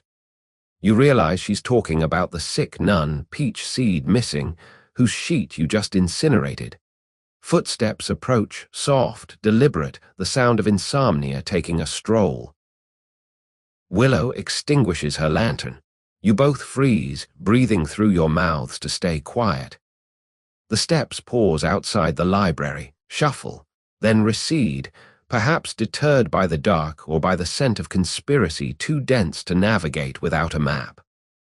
When silence thickens again, she relights, gestures toward the door. You exit into a corridor now tasting of wet paper and the metallic aftershave of thunder. Outside, rain has softened to mist fine as breath on a mirror. You separate at the dormitory. She to the eastern wing where senior nuns sleep, you to the novice side where dreams are still considered refundable. Beneath your pillow, the bamboo pin waits, lighter now that its contraband has been relocated. You lie, listening to rain fade, to the occasional cough of the nun 2 mats over, to the creak of timber settling deeper into its own mythology. Somewhere upstairs, the abbess probably reviews columns of numbers that refuse to reconcile. Somewhere underground, the gong waits to count heartbeats. Somewhere between, you drift on the edge of sleep, holding a vial that feels heavier than its size explains. Dawn will arrive whether or not you negotiate. You close your eyes, practice breathing synchronized with strangers, rehearse the motion of tipping 2 invisible drops into a cup that might buy someone's escape, or merely delay your own subtraction from the ledger the abbess balances by lamplight. Dawn arrives the way a bureaucrat delivers bad news. Slow, deliberate, impossible to negotiate with. You watch the window brighten from charcoal to bruised pearl, counting heartbeats like beads on a rosary that refuses to forgive. The vial lies tucked inside your sleeve, small as a secret but dense as indictment. Around you, nuns stir like pages ruffled by an unseen hand. No one speaks yet.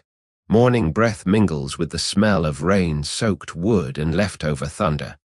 You sit up, pretend to stretch, and palm the vial into your belt pouch where it settles against your hip like a tiny cold kidney. The bell rings. Single tap, wake-up call. You file out with the others, feet finding the rhythm of robes, of routine, of plausible deniability. In the corridor, you catch sight of quiet Willow entering from the opposite wing, veil pristine, movements calm enough to model for serenity brochures. She doesn't glance your way, but her fingers brush her sleeve. 2 quick taps, message received, timetable unchanged. Breakfast is subdued. Porridge, pickles, the usual silence sharpened by anticipation. You notice the abbess is absent again. Her stool stands empty like a throne whose king has misplaced the kingdom. Senior nuns exchange micro-expressions. Eyebrow semaphore suggesting audits continue. Conclusions pending. After bowls, assignments appear on wooden tickets. Yours, infirmary, sweep, replenish lamp oil. Convenient. You'll be near the tea preparation table where the abbess's personal brew steeps each dawn. Willow draws garden, rain damage assessment, giving her legitimate reason to be near the kitchen exit later. You head to the infirmary, heart tap dancing against ribs. The ward smells of vinegar and the sour breath of patients who have slept with windows closed against storms.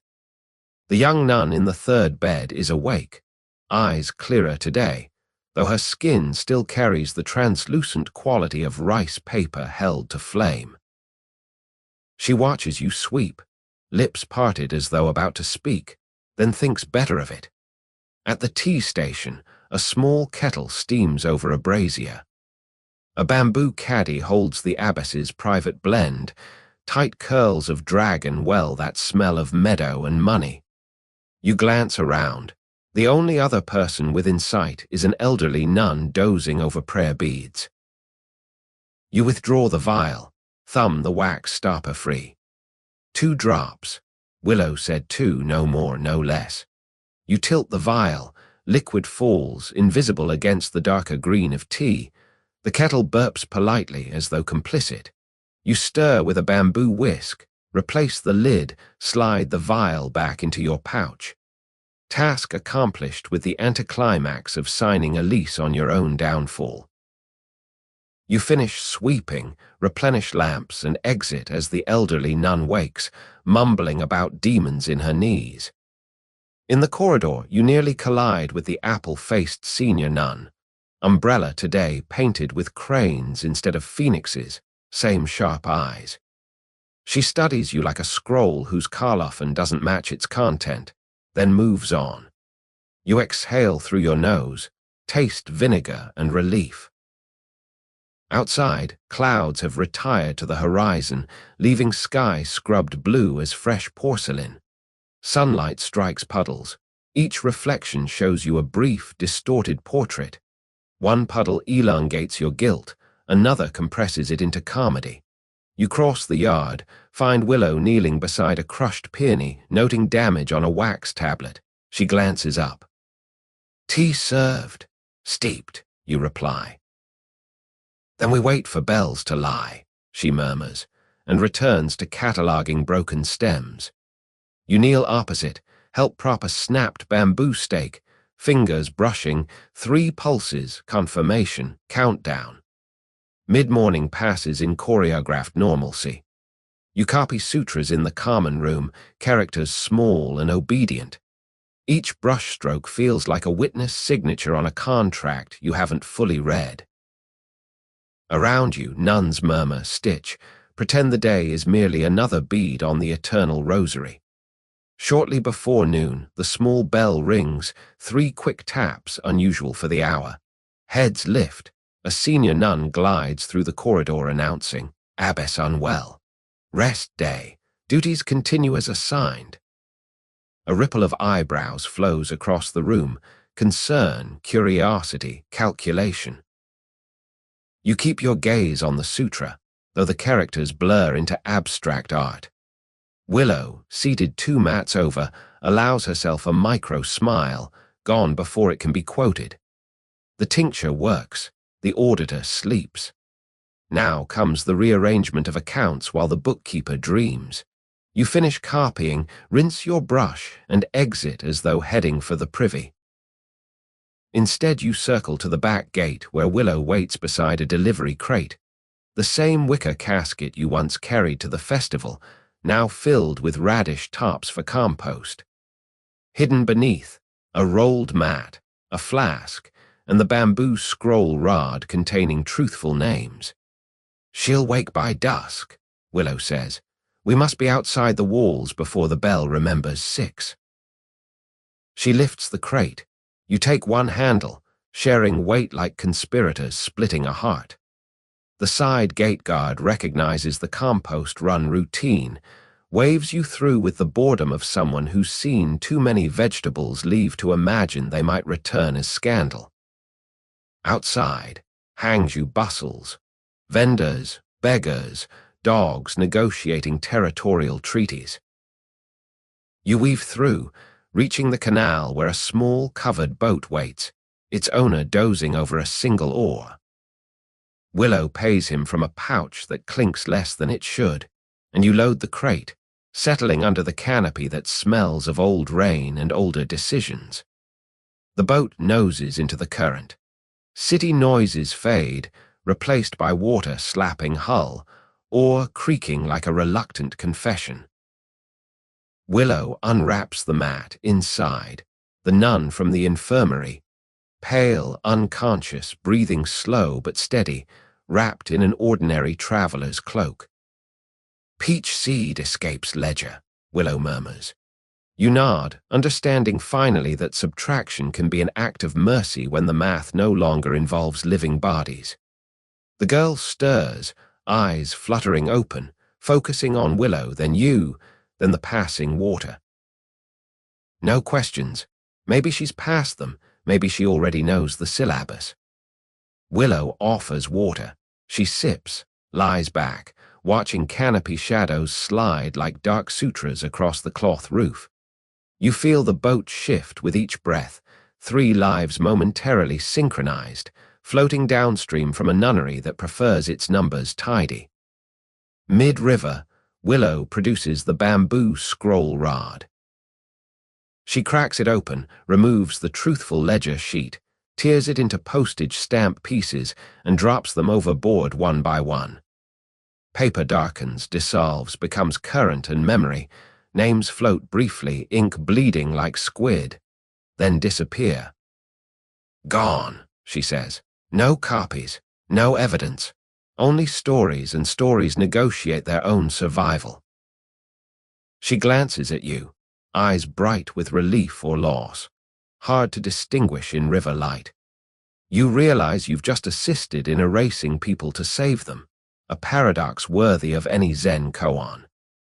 The boatman eyes you sideways, curious but polite. River people understand fleeing when they see it.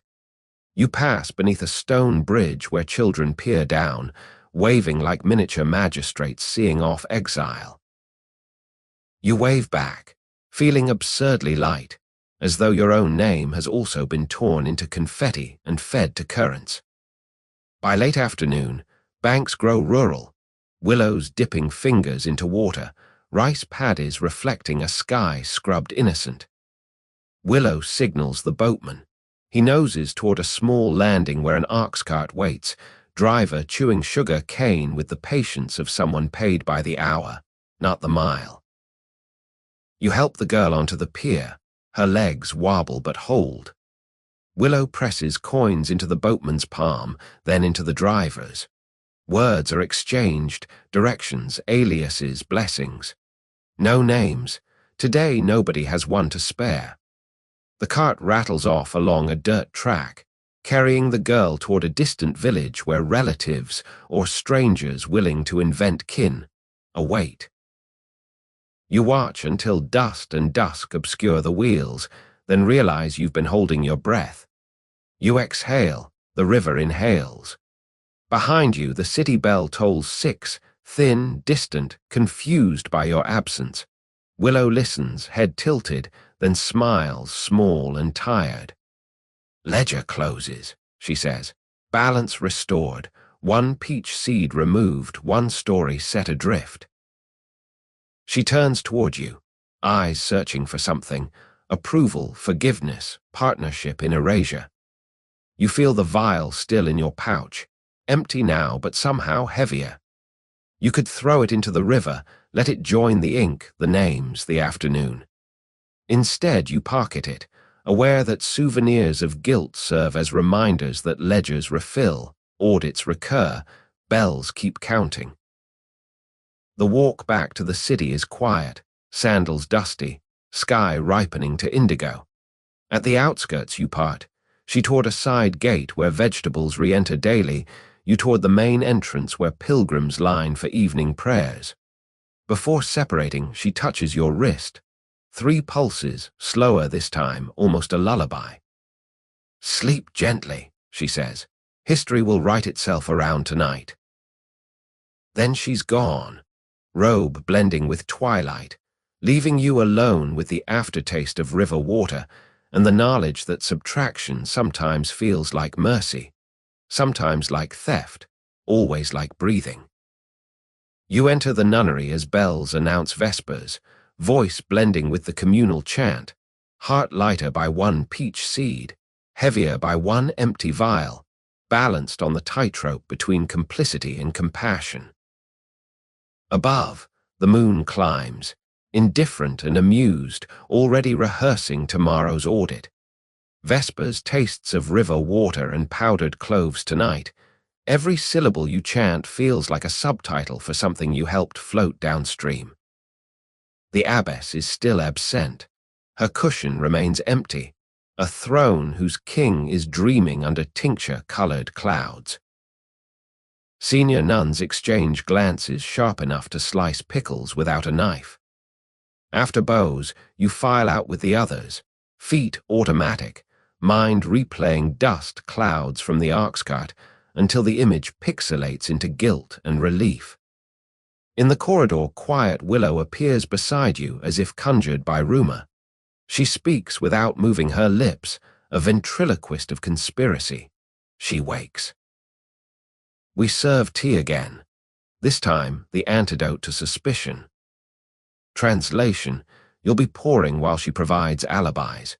You nod, break away, and head to the kitchen where the evening kettle already steams like a dragon with allergies. The abbess's favorite cup, porcelain thin enough to read scripture through, sits waiting on its lacquered tray. You rinse it twice, a ritual of innocence, then pause. How do you dose someone coming out of being dosed? Willow's earlier instructions whisper, 2 drops of plain dew water, tasteless, symbolic, a placebo to suggest continuity. You add the nothing, stir, and deliver. In her private study, the abbess reclines on a low couch, veil askew, eyes puffy but alert as hawks who have overslept the hunt. She accepts the cup with a nod that feels like a receipt. You bow, retreat, heart tap dancing on ribs. Outside, Willow leans against a pillar, apparently admiring rain-puddled moonlight. When you pass, she exhales once, slow, steady, meaning mission complete. Somewhere inside, the abbess sips trust, or the performance of it. Ledgers will open tomorrow, but tonight the ink stays capped. Later, in the dormitory, you lie awake counting leaks in the roof, 7, each dripping into its own copper basin with slightly different tempo, like a percussion ensemble rehearsing a piece titled Eventually. Sleep arrives but keeps its shoes on, ready to bolt at supina. Dreams scroll, the girl in the cart, the torn names floating like tiny rafts, the abbess's eyes magnified by porcelain cup bottoms. You wake before dawn, unsure whether the dripping or your conscience is louder. Morning bell. The abbess appears at breakfast, veil crisp, posture regal. If she suspects anything, she hides it behind impeccable straight spine etiquette. She announces a gratitude day in honor of recovered health, granting everyone half-day leisure. A ripple of relief passes through the hall so strong it nearly topples pickle bowls. Your ticket draws orchard, windfall collection. Translation, wander beneath peach trees picking fruit the storm rejected, place offerings in the communal basket, pretend Eden has an accounts department. Willow draws scripture repair, giving her legitimate access to glue, paper, and the library's private corners. In the orchard, sunlight arrives sliced by leaves into moving mosaics. Peaches lie bruised in grass, perfume so thick you could butter bread with it. You gather, basket growing heavy with evidence that something sweet can survive its own falling. Each peach feels like a metaphor wearing perfume, round, blushing, secretly counting down to rot. You wipe dirt, placed gently in wicker, aware you're handling the same fruit whose symbol once annotated missing names. You wonder if orchards keep ledgers, rings inside trunks recording seasons of drought, excess, exile.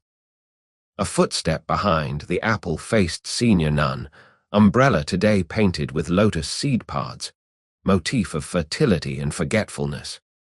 She watches you work, eyes narrowing like a scroll being rolled too tight. "Windy night," she says. "Some fruits roll far." You agree, non-committal, and bend to retrieve a peach whose trajectory might have been river-bound had it possessed legs.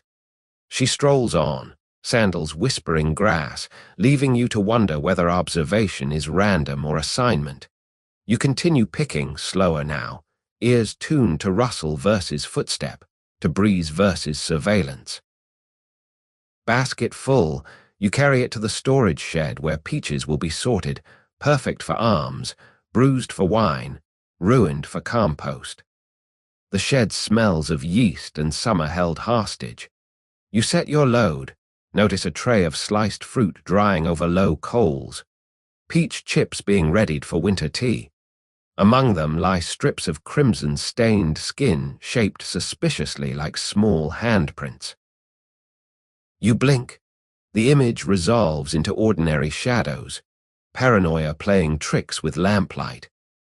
Back outside, clouds have mustered into theatrical stacks, white on top, bruised purple underneath, like respectable families with violent basements.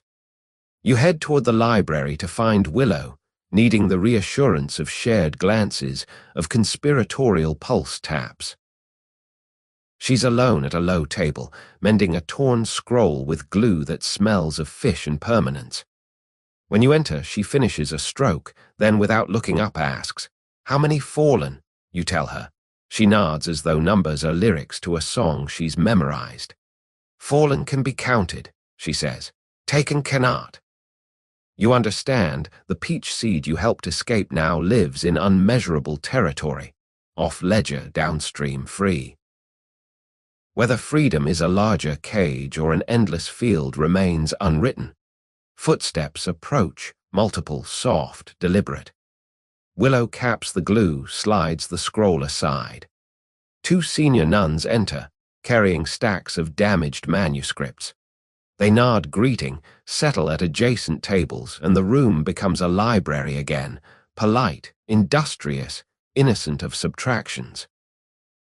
You sit, accept a stack of minor tears to mend, and spend the afternoon applying paper patches the way a child applies stickers to a diary no adult will ever read. Between strokes, you and Willow exchange micro-conversations, a raised eyebrow status, a tap of glue brush secure, a blink held half a second too long, uncertainty noted. By evening, the abbess announces an impromptu candlelight procession in honor of recovered harmony. Everyone lines up, lamps in hand, forming a glowing snake that winds through courtyards, past altars, finally pooling at the main gate. You walk behind Willow, flame reflected in her veil like a tiny spirit trying to decide whether to possess or bless. Outside the gate, the procession halts. The abbess raises a hand. Silence falls so complete you hear the candle wax drip. She speaks of gratitude, of balance restored, of community like a well-tended orchard whose fruits stay within reach. Each phrase lands like a gentle audit, probing for loose seeds. When she finishes, everyone bows. As you straighten, you notice a new figure at the rear of the crowd, a woman in travel-stained robes, face shaded by a wide bamboo hat. She stands just beyond the gate's threshold, holding a single white chrysanthemum. When the procession turns back inside, she remains, flower extended like a question too polite to ask aloud. Willow stiffens beside you, her sleeve brushes yours. 2 quick pulses, a third held longer, stay, watch, learn. The abbess approaches the stranger, veils exchange pleasantries you can't hear. After a moment, the visitor is admitted, escorted toward the guest dormitory, white chrysanthemum now resting in the abbess's hands like a snowflake that forgot to melt. Back in your dormitory, you lie beneath the window, moonlight slicing across your mat like a receipt waiting to be signed. Somewhere down the hall, the stranger settles into temporary lodging, carrying a flower that might symbolize mourning or memory or an invoice long overdue. You close your eyes, practice breathing slow enough to pass for a sleep, while every pulse reminds you ledgers refill. Strangers arrive, and orchards count their fruit whether or not anyone volunteers to keep score. Midnight finds you awake, listening to the building digest its own silence. Somewhere down the corridor, the stranger with the white chrysanthemum breathes borrowed air. Somewhere overhead, the abbess balances columns that refuse to stay balanced. Somewhere inside your chest, a peach seed counts the hours until someone notices it's gone. A footstep, soft, deliberate, pauses outside your dormitory. You count heartbeats, 1, 2, then the slide of a door farther down. The stranger admitted into night conference like a punctuation mark, inserted into a sentence that thought it was finished. You rise, veil your curiosity, and follow. The corridor smells of extinguished candles and the faint sweetness of chrysanthemum left too long in warm hands. You trail the scent past the library, past the kitchen where embers still gossip, stopping at the abbess's study. Dora fingers width the jar, lamplight pooling like spilled yolk. Inside, voices low, tense. Tall novice, broad shoulders. Records show retreat, not departure. River traders speak of a cart, an ox cart. You press closer, hear paper rustle, probably the sanitized infirmary log you helped forge. The stranger replies, voice calm, almost melodic. White flowers mark graves, but also debts.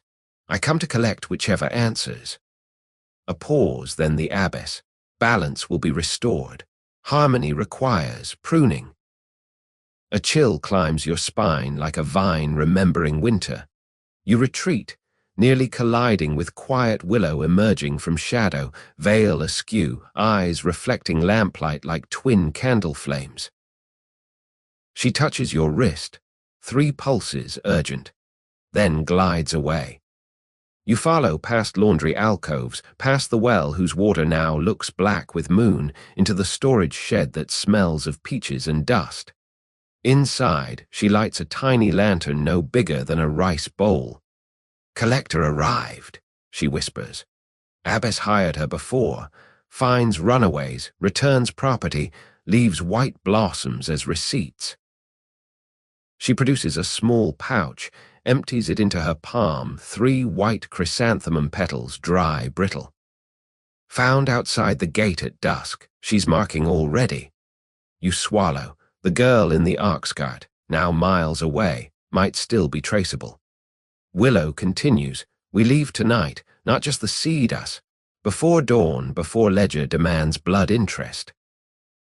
She might be inviting you to freedom or to deeper debt. Ambiguity feels Ming authentic. You nod, because staying now means becoming a footnote in someone else's correction. She outlines the plan. Meet at the Rouge retreat tunnel, carry only what can be worn inside a monk's traveling robe, Exit through the compost gate where night soil collectors enter before roosters file complaints. Back in the dormitory you dress. Layers, dark, pockets deep enough for a vial, a pin, a breath held since birth. Around you, nuns sleep, some smiling at dreams that don't yet know they're cancelled. You leave a note on your pillow. Simple sutra carped in small characters, ambiguous enough to suggest spiritual walkabout rather than escape. History prefers participants to tourists, but tourism sometimes beats martyrdom. You meet Willow at the well. She carries only a rolled mat and the lantern. Together you descend the servants' stairs, past the kitchen where the stove still radiates warmth like a gossip reluctant to end the night shift. At the compost gate, the guard snores, key dangling from his belt like an invitation written in snoring font. Willow lifts it, unlocks, relocks behind you, sound swallowed by rain that has returned as mist fine as breath on a mirror.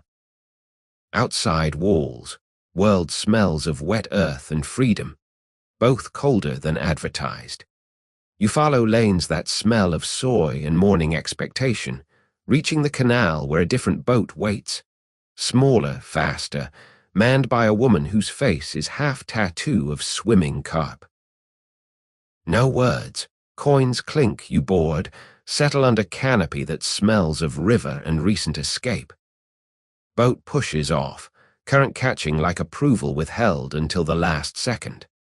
City slides past, lanterns reflected in water, each one a life you might have lived had you stayed to balance someone else's books. Willow sits opposite, veil removed, face striped by moonlight through bamboo canopy. She exhales once, slow, tremulous, then smiles, small and bright and terrified. Ledger closes behind, she says. Ahead, blank pages, water smell, and the kindness of strangers who don't yet know our price. She might be quoting poetry or inventory. Difference feels academic at 3 in the morning. You drift, lulled by oar splash, by distance accumulating like snowfall no one bothers to sweep. Somewhere upstream the abbess discovers absence. Empty mat, ambiguous note, petals on threshold. You picture her frown, the bamboo rod tapping palm. The moment subtraction becomes multiplication of pursuit. Downstream, village lights appear, sparse, welcoming or threatening, hard to tell at this speed. Boatwoman noses toward a landing where a single lantern hangs, painted with a carp whose mouth is open mid-leap. You disembark, pay final coins, step onto soil that feels oddly buoyant, as though Earth itself has decided to audition for river. Willow leads along a dirt path into orchards. Peach trees silhouetted against pre-dawn grey, branches heavy with fruit that smells of sunrise and possible betrayal. At a small shrine abandoned by everyone except spiders, she stops, pulls 2 robes from her pack. Plain brown, traveler's cut, reversible to monk's hemp when authority asks questions. You change, shedding nun grey like old skin. The bamboo pin stays in your hair, now a plain stick, no longer evidence. She produces a tiny jar of glue, afflicts her own scalp, applies a monk's circular burn mark. Fake, convincing, painful enough to blush. "Brother Quiet Will," she says, voice pitched lower, almost masculine. "And you, brother." You supply a name you've never used. It tastes like trying on shoes in a shop you might never revisit.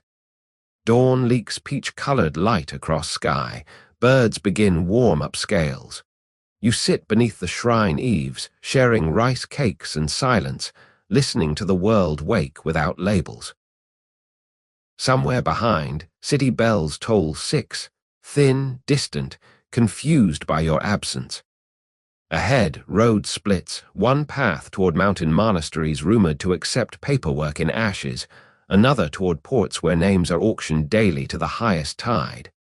Willow stands, brushes crumbs, offers hand. "Choose," she says, "but choose walking. Stillness invites footnotes.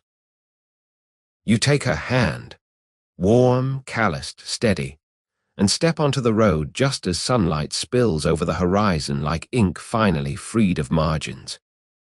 Behind you, the orchard exhales fruit fragrance, indifferent to who picks or drops or runs. Ahead, dust rises, writing temporary characters against morning light. Your footprints, hers, already blurring, already becoming someone else's legend. 3 days dissolve like ink in rain, slow, inevitable, leaving the faintest halo on mountain air. You copy, grind, chant, watch clouds rehearse shapes that never audition twice. Each sunrise, the Heart Sutra grows longer in your wrists. Each dusk, your shoulders forget they once carried ledgers instead of breath. On the final morning, the abbot summons you. His study smells of pine resin and the patient dust of years that have given up counting. He offers tea, then a small scroll, your copy of the sutra, rolled tight, tied with blue cord. Carry, he says, not as proof ballast. When wind asks who you are, show it these characters.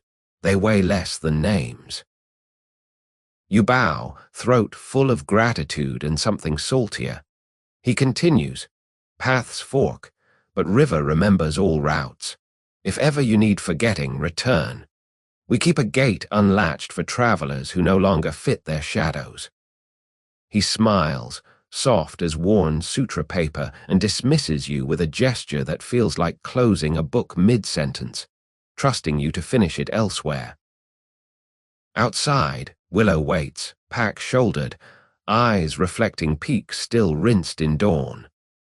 Boatwoman, too, now introduced as Anti-Carp, cousin twice removed and once reconciled. Together you descend the monastery steps, each footfall a syllable in a sentence the mountain is writing toward sea. The track winds downward through forest where mist lounges like a bureaucrat who's discovered no one audits moss. Sunlight arrives in coins, someone keeps spending faster than you can catch. Conversation stays minimal. Departure feels like removing wet clothes. Relief first, then the chill of what was underneath all along. By midday, you reach a valley village straddling a river that isn't the one you fled, but claims distant cousinship. Market day, vendors hawk tea, rope sandals, and stories sold by the inch. You buy rice cakes, share with urchins who teach you local slang for no questions here. Their laughter feels like coins you can spend without guilt. Anti-Carp negotiates passage on a timber raft heading downstream. Logs lashed with bamboo, piloted by a grandfather who sings to the current and trusts replies only when they rhyme. Raft accepts 3 extra bodies in exchange for sutra blessings and light labor at docking. You board, sit between pine trunks still bleeding resin that smells like the monastery's forgiveness. Current catches, banks slide away. You watch monks on distant terraces become stitches in a green quilt, then disappear. Willow sits beside you, veil removed, hair shorter, face sun-browned and almost peaceful. She pulls something from her sleeve, the white chrysanthemum petal now pressed flat, edges translucent. She tears it in half, offers you a piece smaller than a fingernail. Receipt, she says, for a debt that no longer exists but might appreciate souvenirs. You tuck it inside the Heart Sutra scroll, ballast within ballast. Behind you, raft logs creak like old floorboards remembering they were once trees. Ahead, river bends, hiding tomorrow behind a hill dressed in morning gold. Days on raft blur into watercolor, herons lifting like unfinished prayers, fishermen waving from banks, nights when stars feel close enough to ink. You learn to pole when shallows demand, calluses rising like small mountains mapping your palms. Anti-Carp teaches river slang. Willow hums sutras that harmonize with engine less quiet.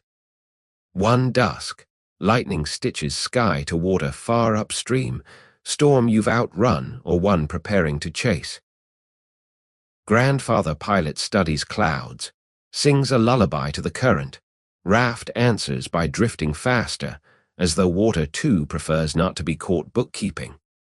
You sleep beneath a tarp that smells of previous rains, listening to logs gossip about the weight they carry. Dreams return, the abbess tapping bamboo, the girl in the cart waving, peach petals opening eyes. You wake with the petals half moon pressed into your cheek, a temporary tattoo of forgetting. At a fork where river splits into maybe, and might still, grandfather noses toward the quieter arm, wider, slower, fed by tributaries that remember fewer names. He mentions a lake village where paper is made from reeds and reputations dissolve faster than ink. You glance at Willow. She nods. Paper sounds like home for stories trying not to be stories anymore. Days later, Lake appears, flat as a mirror practicing honesty, edges fringed with reeds that whisper in wind like auditors discovering every page is blank. Village squats on stilts, houses connected by walkways that creak like old confessions. Smoke rises lazy, carrying smell of pulp and possibility. You disembark at a dock painted the same blue as the sutra cord. Grandfather accepts final blessing, refuses extra coin. River pays in distance, he says, pushing off. Logs drift away, logs that once held you above water, now returning to being simply trees going somewhere else. Inside the village, paper banners flap. Welcome reed folk, leave names at water. A joke or instruction. You obey, sliding mental labels into lake current, watching them sink like petal halves too tired to float. Willow does the same. You see it in the way her shoulders drop half an inch, like curtains finally released from a window that has decided to stay open. Anti-carp finds larging. Paper maker's widow with extra room and no curiosity above market price. House smells of steam, raids, and the faint sweetness of glue made from rice and regret. You sleep on mats layered so thick you can almost hear previous travelers dreaming. Night brings lake wind that tastes of snow even though summer lingers. You sit on the stoop, moonlight laying silver paper across water. Willow joins, hands you tea brewed from reeds, taste of green and almost nothing, like drinking absence learning to be polite. Conversation stays minimal. Words feel heavy as wet paper here. Instead, you listen to reeds rustle, to lake lapping stilts, to your own heart practicing slower punctuation. Somewhere downstream, maybe the abbess still taps bamboo, but sound hasn't reached this altitude of forgetting. Eventually she stands, touches your wrist. 2 pulses this time, gentle as moth wings. Tomorrow, she says, we learn to make paper, visible work, invisible ink. After that, we choose whether to become sentences or margins. She retreats indoors, leaving you beneath moonlight that keeps rewriting itself across water, each version slightly blanker than before. You stay, petal half against your chest, warming like a memory deciding whether to stay or dissolve. Above, stars arrange into characters you almost recognize. Maybe forgive, maybe continue, maybe simply be. You inhale, taste reed and lake, and the faint copper of decisions you still can't unmake, and decide. For now, that breath is enough, that paper waits, that somewhere a gate unlatched for travelers who no longer fit their shadows is practicing patience, and so are you. Days in the paper village pass like sheets through a vat of pulp. Slow, translucent, one moment indistinguishable from the next, until suddenly a stack of days exists where before there was only water.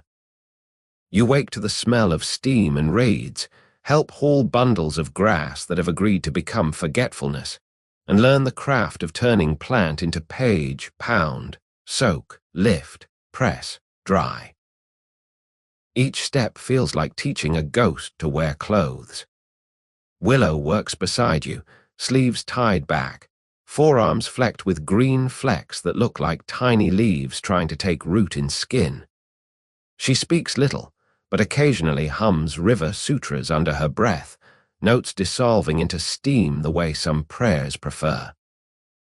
Auntie Carp has taken to mending fishing nets on the dock, trading silence for the occasional carp who negotiates its way into her basket and history.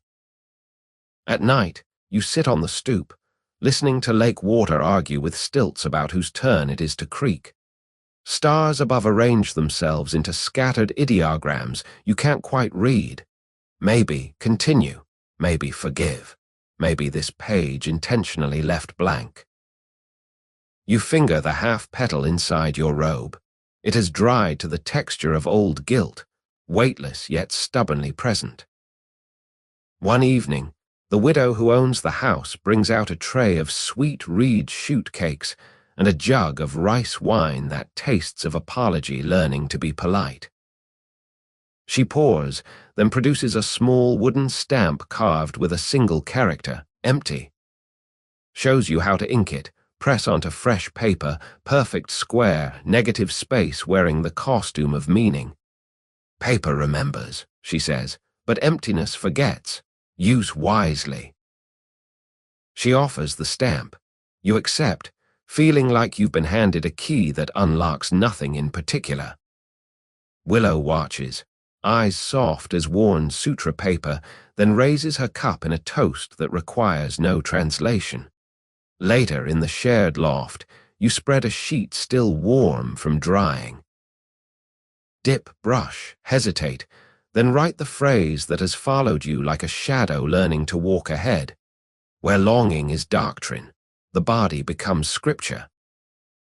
Characters settle, dark and certain, then begin to blur as steam from the vat creeps across the page, ink bleeding like memories realizing they're soluble. You watch until words dissolve into suggestion, then into rumor, then into merely fiber waiting to be repulped. Willow beside you nods approval, visible work, invisible ink, mission accomplished in the language of water. Days compress into a week. You learn to time your pounding to the rhythm of lake waves, to judge pulp thickness by the way it sighs when lifted on the mesh frame. Your palms grow calloused like maps whose borders have been redrawn so often the paper refuses to lie flat. One dawn, mist thick as congeal, the widow finds you alone and offers a different stamp, this one carved with twin characters, return/depart. She explains nothing, simply places it beside the first and walks away. You understand, choice has been delivered like breakfast, steam still rising. That night you sit balcony, stamp, ink, and two fresh sheets arranged like opposing armies. Willow joins, brings candle despite wind that insists on rewriting flame every second. You each take a sheet, you press empty. She presses return/depart. Pages dry side by side. One blank except for absence, one declaring motion without specifying direction. She tears hers in half, offers you the depart portion. You accept. The scrap fits inside your robe like a ticket whose destination is still being translated. Conversation stays minimal. Words feel heavier than wet paper here. Instead, you listen to lake lapping stilts, to reeds rustling like auditors discovering every page is blank, to your own heart practicing slower punctuation. Eventually she stands, touches your wrist. 2 pulses, then a third held so long it feels like a bridge deciding whether to finish spanning the river. Tomorrow, she says, we leave. Downstream markets need paper, and paper needs travelers who don't mind becoming marginalia. She retreats indoors, leaving you beneath moonlight that keeps printing itself across water, each version slightly fainter than before. Sleep arrives, thin but insistent, carrying dreams of stamps that chase you through corridors of blank paper, pressing empty against your skin, until you wake convinced the mark has taken root in bone. Dawn confirms it hasn't. Only the half-petal remains, warming like a memory deciding whether to stay or dissolve. Morning packs itself into bundles, reed stalks tied with grass rope, inkstones wrapped in rags, the widow's gift of 3 blank sheets folded like possibilities that haven't yet chosen crime. Auntie Carp produces dried fish and a flask of wine that tastes of previous tenants' goodbyes. At the dock, a flat-bottom boat waits, smaller than before, piloted by a teenager who chews reed stalks and claims to know every current that remembers no names. You load paper bundles, settle among them like passengers who have agreed to become luggage. Cast off feels like peeling a week off the calendar and letting it float away before the ink dries. Lake retreats, village shrinking into a line of stilts that eventually resembles simply reeds standing in water, indistinguishable from nature's forgetfulness. Ahead, river widens, slows, practicing the art of unconcern. You sit stern, willow amidships, Auntie Carp teaching the boy river slang that rhymes with escape. Hours pass in watercolor, herons lifting like unfinished prayers, fishermen waving from banks, clouds rehearsing shapes that never audition twice. You take out the empty stamp, press it onto the gunwale, perfect square, negative space wearing the costume of meaning. Ink washes away with the first splash, leaving only memory of absence. Mid-afternoon, storm clouds muster upstream, purple, theatrical, promising punctuation you haven't agreed to. Teen pilot sings louder, voice rhyming with current. Oars creak like old confessions discovering they're soluble. Rain arrives in sheets so thick, they feel like someone washing the day off your skin. You huddle under tarp that smells of previous rains, listening to drops drum against paper bundles like auditors demanding receipts. Willow beside you, shoulder touching, warmth bleeding through wet cloth. No pulses this time, just steady pressure, a sentence choosing to finish itself. Evening finds you docked beneath a stone bridge whose arch feels like a parenthesis inserted into the river's long sentence. Banks are uninhabited except for reeds and a single white chrysanthemum growing wild, petals rain bruised but stubbornly present. You stare. Willow notices, squeezes your elbow once. Acknowledgement that collectors' signatures can travel upstream, that blank pages aren't immunity, merely delay. Night sets up camp, fire built from driftwood that still remembers being trees, rice cakes steaming, wine passing like forgiveness learning to be communal. Above, storm retreats, stars arriving arrogant with proximity. You sit, half dry, half decided, and listen to river keep counting even when no one asks for totals. Tomorrow will suggest markets, margins, maybe another mountain. Tonight you possess one stamp that unlocks nothing, one petal that remembers everything, and a heartbeat practicing slower punctuation beside another heartbeat that has agreed to share the rhythm. You inhale, taste reed and rain, and the faint copper of decisions you still can't unmake, and decide. For now, that breath is enough, that paper waits, that somewhere a gate unlatched for travelers who no longer fit their shadows is practicing patience, and so are you. Morning arrives the way a seamstress checks her thread, pulling slowly, testing for weak spots before the real sewing begins.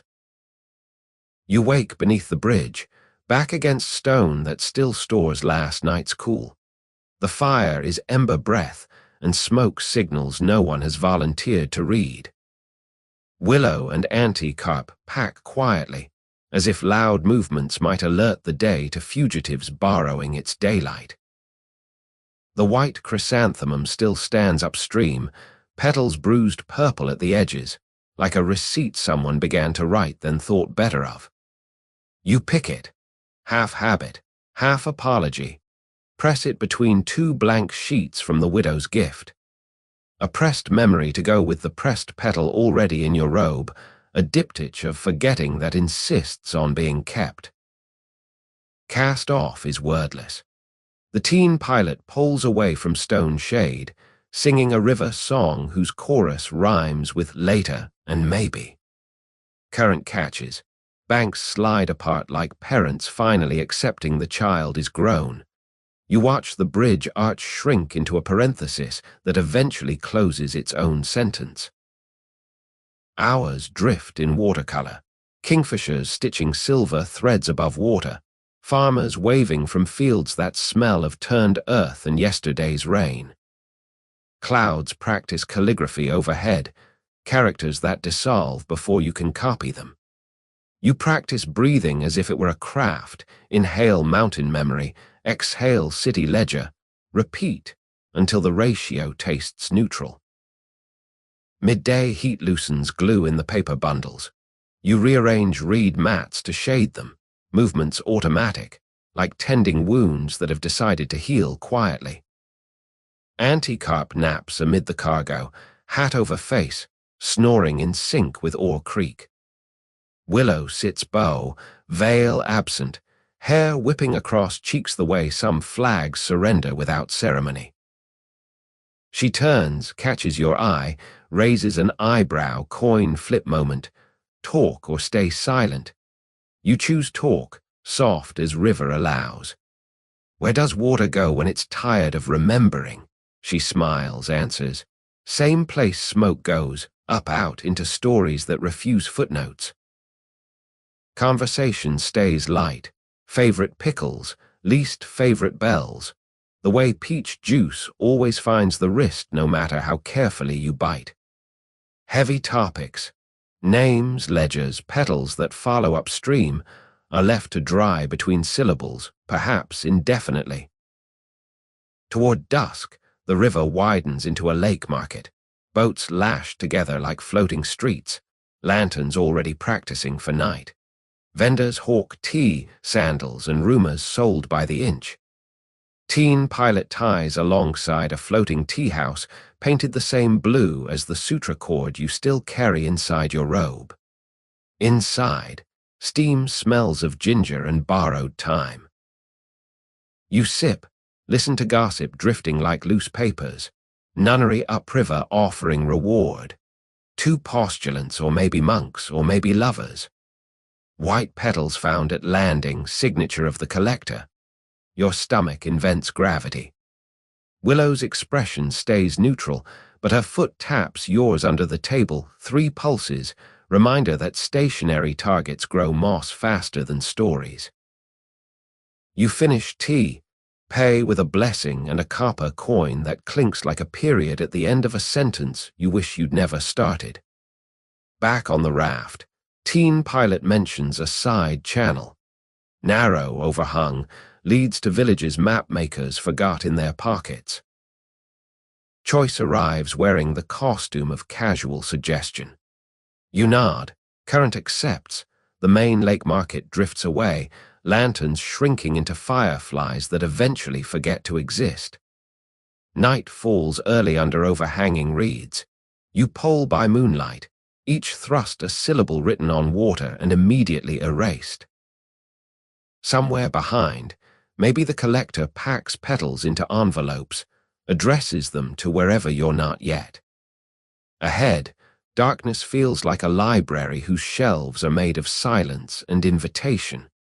You anchor beneath a willow whose branches dip so low they almost braid with current. Fire is impossible, too visible, so you share cold rice cakes and wine that tastes of previous tenants' goodbyes. Above, Stars arrange themselves into scattered receipts. You try not to collect them. Sleep comes sideways, half sitting, ears tuned to every rustle that might be pursuit, or might be Reed learning to walk. Dreams stitch fragments, the abbess tapping bamboo, willow pressing empty, petals multiplying into a field that blooms your name then burns like autumn deciding to get serious. Pre-dawn chill loosens joints. You wake to find Willow awake, eyes reflecting moonset like twin mirrors practicing renunciation. She whispers, river forks again ahead, main current toward cities, side channel into marsh where villages float on rafts of maybe. Her breath fogs. You watch it drift, imagine it becoming cloud, becoming rain, becoming river again. Cycle that could continue until the mountain itself forgets why it ever stood still. You pack by touch, load raft, push off. Mist rises off water like memories deciding visibility is overrated. Teen pilot sings softer now, voice rhyming with hidden and hollow. You join the chorus, hum monotone that might pass for prayer or simply throat keeping warm. Sunrise leaks peach-colored light across reeds. You recognize the shade, same as the robe you once wore, same as the fruit that started everything. For a moment, the world feels like a palindrome, beginning and ending wearing each other's clothes, meeting in the middle where choice and consequence swap names. You inhale, taste mist and raid, and the faint copper of decisions you still can't unmake, and decide. For now, that breath is enough, that direction is a form of blank paper, that somewhere a gate unlatched for travelers who no longer fit their shadows is practicing patience, and so are you. Floating, humming, becoming the space between pulse and pulse where ledgers finally balance by forgetting to add. The marsh receives you the way a pocket receives a coin, quietly, with a small cold sound that might be welcome or might be warning. Reeds close behind like curtains discovering they enjoy the drama. Water widens into pools that reflect sky so perfectly you catch yourself stepping around your own reflection, polite to the stranger you still haven't introduced. Teen pilot, whose name, you learn, is Reed Boy, pulls slower now, singing lowered to a hum that rhymes with hide and hollow. Each push of the pole writes a line that vanishes before the ink of ripples dries. Anti-carp naps amid paper bundles, hat over face, snoring in sync with distant thunder that hasn't decided whether to become storm or anecdote. You sit bow, willow amidships, knees touching because the raft is narrow, and because balance sometimes requires shared gravity. Conversation is sparse. Words feel heavier than wet paper here, so you let Reed Russell speak, small dry syllables that gossip about wind, about weight, about travelers who believe stillness is a form of invisibility. Mid-morning brings the first floating village, houses built on rafts of bamboo lashed with grass rope, each platform rocking gentle as a cradle learning patience. Children wave from doorways, ducks dive beneath platforms, reappearing with weeds trailing like green party streamers. An old woman hawks tea from a kettle that steams like a dragon with allergies. You buy 2 cups, pay with a copper coin polished by river and regret. Reed Boy negotiates passage deeper into marsh, channels narrow, water dark as ink that hasn't yet chosen what characters to become. He mentions a place where villages anchor for moon festival, then drift apart like sentences whose paragraphs no longer speak. Good for people who need to become footnotes, he says, glancing sideways. You nod, understanding that footnote is a smaller cage, but still a cage you might pick. Afternoon heat loosens glue in the paper bundles. You rearrange mats to shade them, movements automatic, like tending wounds that have decided to heal quietly. Willow helps, fingers brushing yours. 2 pulses, then a third that lingers like a question mark learning to live without its dart. Clouds gather, purple, theatrical, promising punctuation you haven't agreed to. Lightning stitches horizon to water far upstream. Thunder answers like a magistrate clearing his throat before deciding whether the sentence is death or merely deferred. Reed boy sings louder, voice rhyming now with hurry, and maybe not. Rain arrives in sheets so thick they feel like someone washing the day off your skin, then asking if you'd like the underneath cleaned as well. Tarp becomes tent. You huddle beneath, listening to drops drum against paper bundles like auditors demanding receipts. Willow presses shoulder to shoulder, warmth bleeding through wet cloth. No pulses this time, just steady pressure, a sentence choosing to finish itself regardless of weather. Storm tires itself out by dusk, departing with a few half-hearted taps. Steam rises off water like memories deciding visibility is overrated. You emerge, find reeds bowing under water weight, then springing back. Lesson in resilience you pretend not to notice. Evening brings the second floating village, larger, anchored in a circle like petals pretending to be a flower. Lanterns already practicing for night, their reflections trembling like gossip learning to swim. Reed boy ties alongside a platform that rocks gentle as a cradle deciding whether to forgive the baby. Inside the circle, a festival prepares, reed flutes tuning, rice cakes steaming, white chrysanthemums being woven into garlands that smell of mourning and celebration in equal measure. You help unload paper bundles as payment for supper and anonymity. Villagers accept, uninterested in stories heavier than wet reed. Supper is fish soup sharp with ginger, shared from a communal pot that tastes of previous tenants' goodbyes. An elder asks no names, only whether you can copy blessings onto paper lanterns for tonight's launch. You nod. Brushes appear as if festivals keep spares for travelers who arrive carrying invisible ink. You write, characters for peace, for safe drift, for the kindness of strangers who haven't yet asked for interest on their kindness. Willow writes, tiny willow leaves that dissolve into suggestion before the brush lifts. Anti-carp draws carp, simple, cheerful, tail flicking like a tail that has already forgotten hooks exist. Night deepens. Lanterns are lit, placed onto water inside the circle. Current gentle, almost polite, carries them toward the center where they cluster like gossip, deciding whether to become truth. You watch your words float away, ink bleeding until characters become clouds reflected on water, then simply water. Music starts. Flute, drum, voices weaving syllables that rhyme with stay and also with leave. Children dance, feet thumping bamboo platforms until the whole village becomes a drum learning heartbeat. You stand at edge, feeling rhythm travel through soles, up calves, into chest where it negotiates with your own pulse for temporary housing. Willow appears beside you, shoulder touching because balance sometimes requires shared gravity. She slips something into your hand, the other half of the depart scrap. Whole again, she whispers, though both pieces together still smaller than a fingernail.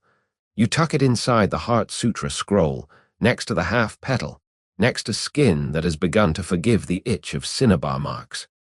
Lanterns eventually drift apart, some extinguishing, some continuing toward marsh exit like sentences whose paragraphs have decided to speak elsewhere. Music softens into tuning, then into silence that feels like a book closing mid-sentence, trusting you to finish it in private. You sleep on the platform, raid mat between you and bamboo that creaks like old floorboards remembering they once were trees. Above, Stars arrange themselves into scattered receipts. You try not to collect them. Instead, you listen to lake water negotiate with stilts, to reeds rustling like auditors discovering every page is blank, to your own heart practicing slower punctuation beside another heartbeat that has agreed to share the rhythm. Tomorrow will suggest deeper marsh, or maybe exit towards cities whose bells have forgotten your name. Tonight you possess one stamp that unlocks nothing, one petal now whole but still weightless, and the warmth of shoulder to shoulder where balance has decided that shared gravity is lighter than solitude. You inhale, taste raid and rain, and the faint copper of decisions you still can't unmake, and decide. For now, that breath is enough, that direction is a form of blank paper, that somewhere a gate unlatched for travelers who no longer fit their shadows is practicing patience, and so are you. Floating, humming, becoming the space between pulse and pulse where ledgers finally balance by forgetting to add. Morning on the floating village smells of steamed raid, and the faint copper of decisions that stayed up all night sharpening their nails. Mist lounges so thick you could butter bread with it. Lanterns from the festival have burned to ash, but their ghosts still float like gossip that hasn't decided whether to become memory or threat.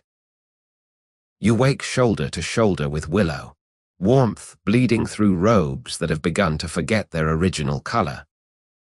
Raid Boy appears, chewing a stalk like it owes him answers, and announces, "Tide turns soon. Choose deeper marsh or outward channel before current chooses for you." Choice arrives wearing the costume of casual suggestion, same as always.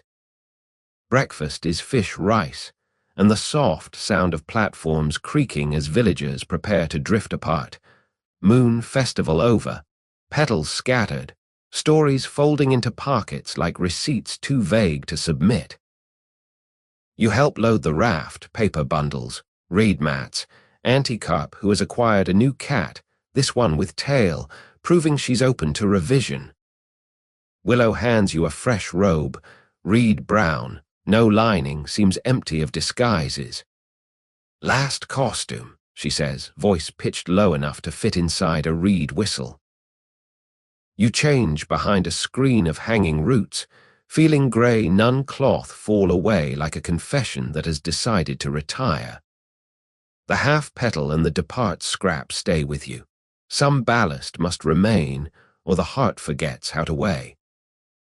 Cast off feels like peeling a layer off the calendar and letting it float away before the ink of yesterday dries.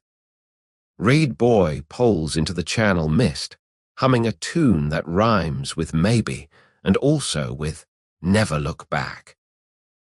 Platforms drift apart behind you, some waving, some already turning into simply reeds standing where houses used to negotiate with water. Channel narrows, water dark as ink that hasn't yet chosen what characters to become. Mist thickens, then thins, then thickens again, like a librarian who can't decide whether to file you under escaped or awaiting sequel. You sit bow, Willow amidships, knees touching because the raft is narrow, and because balance sometimes requires shared gravity, and because some bridges only hold if you stand on them together. Hours pass in watercolor, herons lifting like unfinished prayers, dragonflies writing syllables that dissolve before you can copy them. You practice breathing as if it were a craft, inhale read memory, exhale city ledger, repeat until the ratio tastes neutral. Midday brings a fork, main channel outward towards cities whose bells may have forgotten your name, side channel deeper into marsh where villages float on rafts of maybe. Reed Boy glances back, eyebrow asking, city anonymity or marsh invisibility. You look at Willow. She flicks eyes toward deeper reeds. Choice made the way some prayers are answered, by silence that feels like consent. The raft noses left, Current accepts, carrying you into corridors so narrow reeds form walls that rustle like auditors discovering every page is blank. Sunlight arrives in coins, someone keeps spending faster than you can catch, then stops spending. Clouds muster, purple, theatrical. Storm rehearses upstream. Thunder clearing its throat like a magistrate who hasn't decided whether the sentence is death or merely deferred. Reed boy sings louder, voice rhyming with hurry and with maybe not. You help rig a tarp, paper bundles sheltered first, people second, pride third. Rain arrives in sheets so thick they feel like someone washing the month off your skin, then asking if you'd like the year underneath cleaned as well. You huddle beneath, listening to drops drum against bundles like auditors demanding receipts you've already dissolved in river water. When the deluge tires, steam rises off reeds like memories deciding visibility is overrated. You emerge to find the channel has widened into a hidden lagoon. Perfect circle, water black as tea that's decided to stop pretending it's anything but honest. Floating at center, a single platform, no house. Only a low table set with ink stone, brush, and white chrysanthemums fresh enough to still be arrogant about it. Reed boy's humming stops mid-note. Willow stiffens, you feel it through the place where knees touch. Anti-carp whispers, collector, the way some people whisper ghost, equal parts resignation and annoyance. You pull closer. On the table, a scroll lies open, blank except for a single pressed petal identical to the one you carry. Beside it, a stamp waits, carved with the same character you were given, empty. Ink already mixed, black and patient, like a question that has learned to wait for its own answer. No one appears. The platform rocks gentle as a cradle deciding whether to forgive the baby. Reed boy clears throat. Custom says traveler must complete the page. Then platform drifts away, taking receipt. He might be quoting folklore or inventing it on the spot. Difference feels academic when the stage is set. Willow looks at you, eyes reflecting lagoon water so perfectly it's like staring into a mirror that has decided to forget faces. She nods. Your turn to write the next installment of visible work, invisible ink. You step onto the platform, knees protesting balance that suddenly requires solo auditions. You lift the brush. It feels heavier than mountains, lighter than the half petal in your robe. Dip, hesitate, then write the phrase that has followed you like a shadow learning to walk ahead. Where longing is doctrine, the body becomes scripture. Characters settle, dark and certain, then begin to blur as lagoon water splashes onto the page, ink bleeding like memories realizing they're soluble. You watch until words dissolve into suggestion, then into merely fiber waiting to be repulped, then into simply water that has decided to forgive paper. You press the empty stamp beside the dissolving sentence. Perfect square, negative space wearing the costume of meaning. Then you lift the white chrysanthemum, tear it in half, place one piece onto the wet page like a signature learning humility. The other half you keep, tucking it beside the first inside your robe. Petal now whole, now witnessed, now weightless. Stepping back onto the raft feels like removing wet clothes. Relief first, then the chill of what was underneath all along.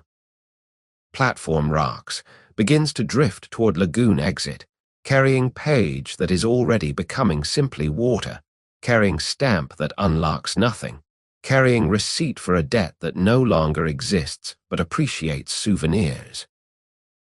Reed boy pulls away, humming resumed, voice rhyming with completed and also with not yet caught. Behind you, the platform shrinks into a parenthesis that eventually closes its own sentence. trusting the lagoon to finish the paragraph without assistance. Ahead, channel narrows again, reeds forming walls that rustle like librarians discovering every book is blank, and finally deciding applause is appropriate.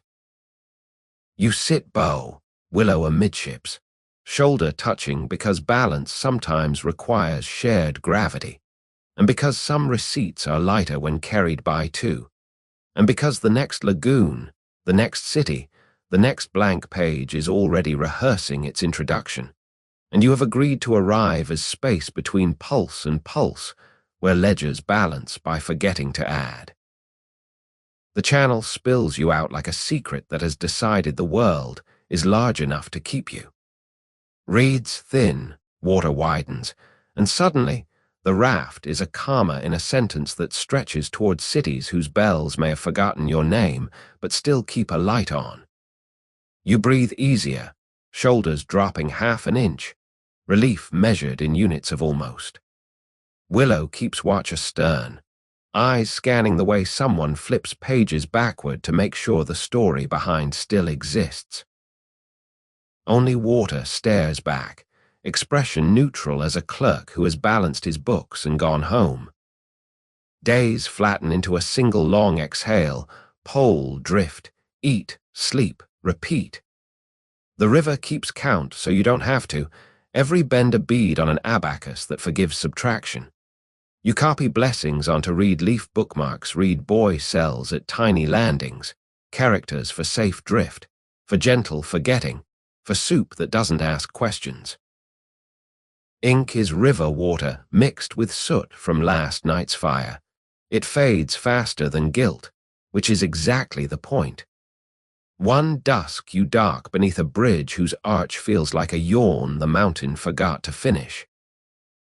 A traveling theater troupe is camped nearby, shadow puppets drying on lines between trees, leather silhouettes flapping like memories learning to wave goodbye.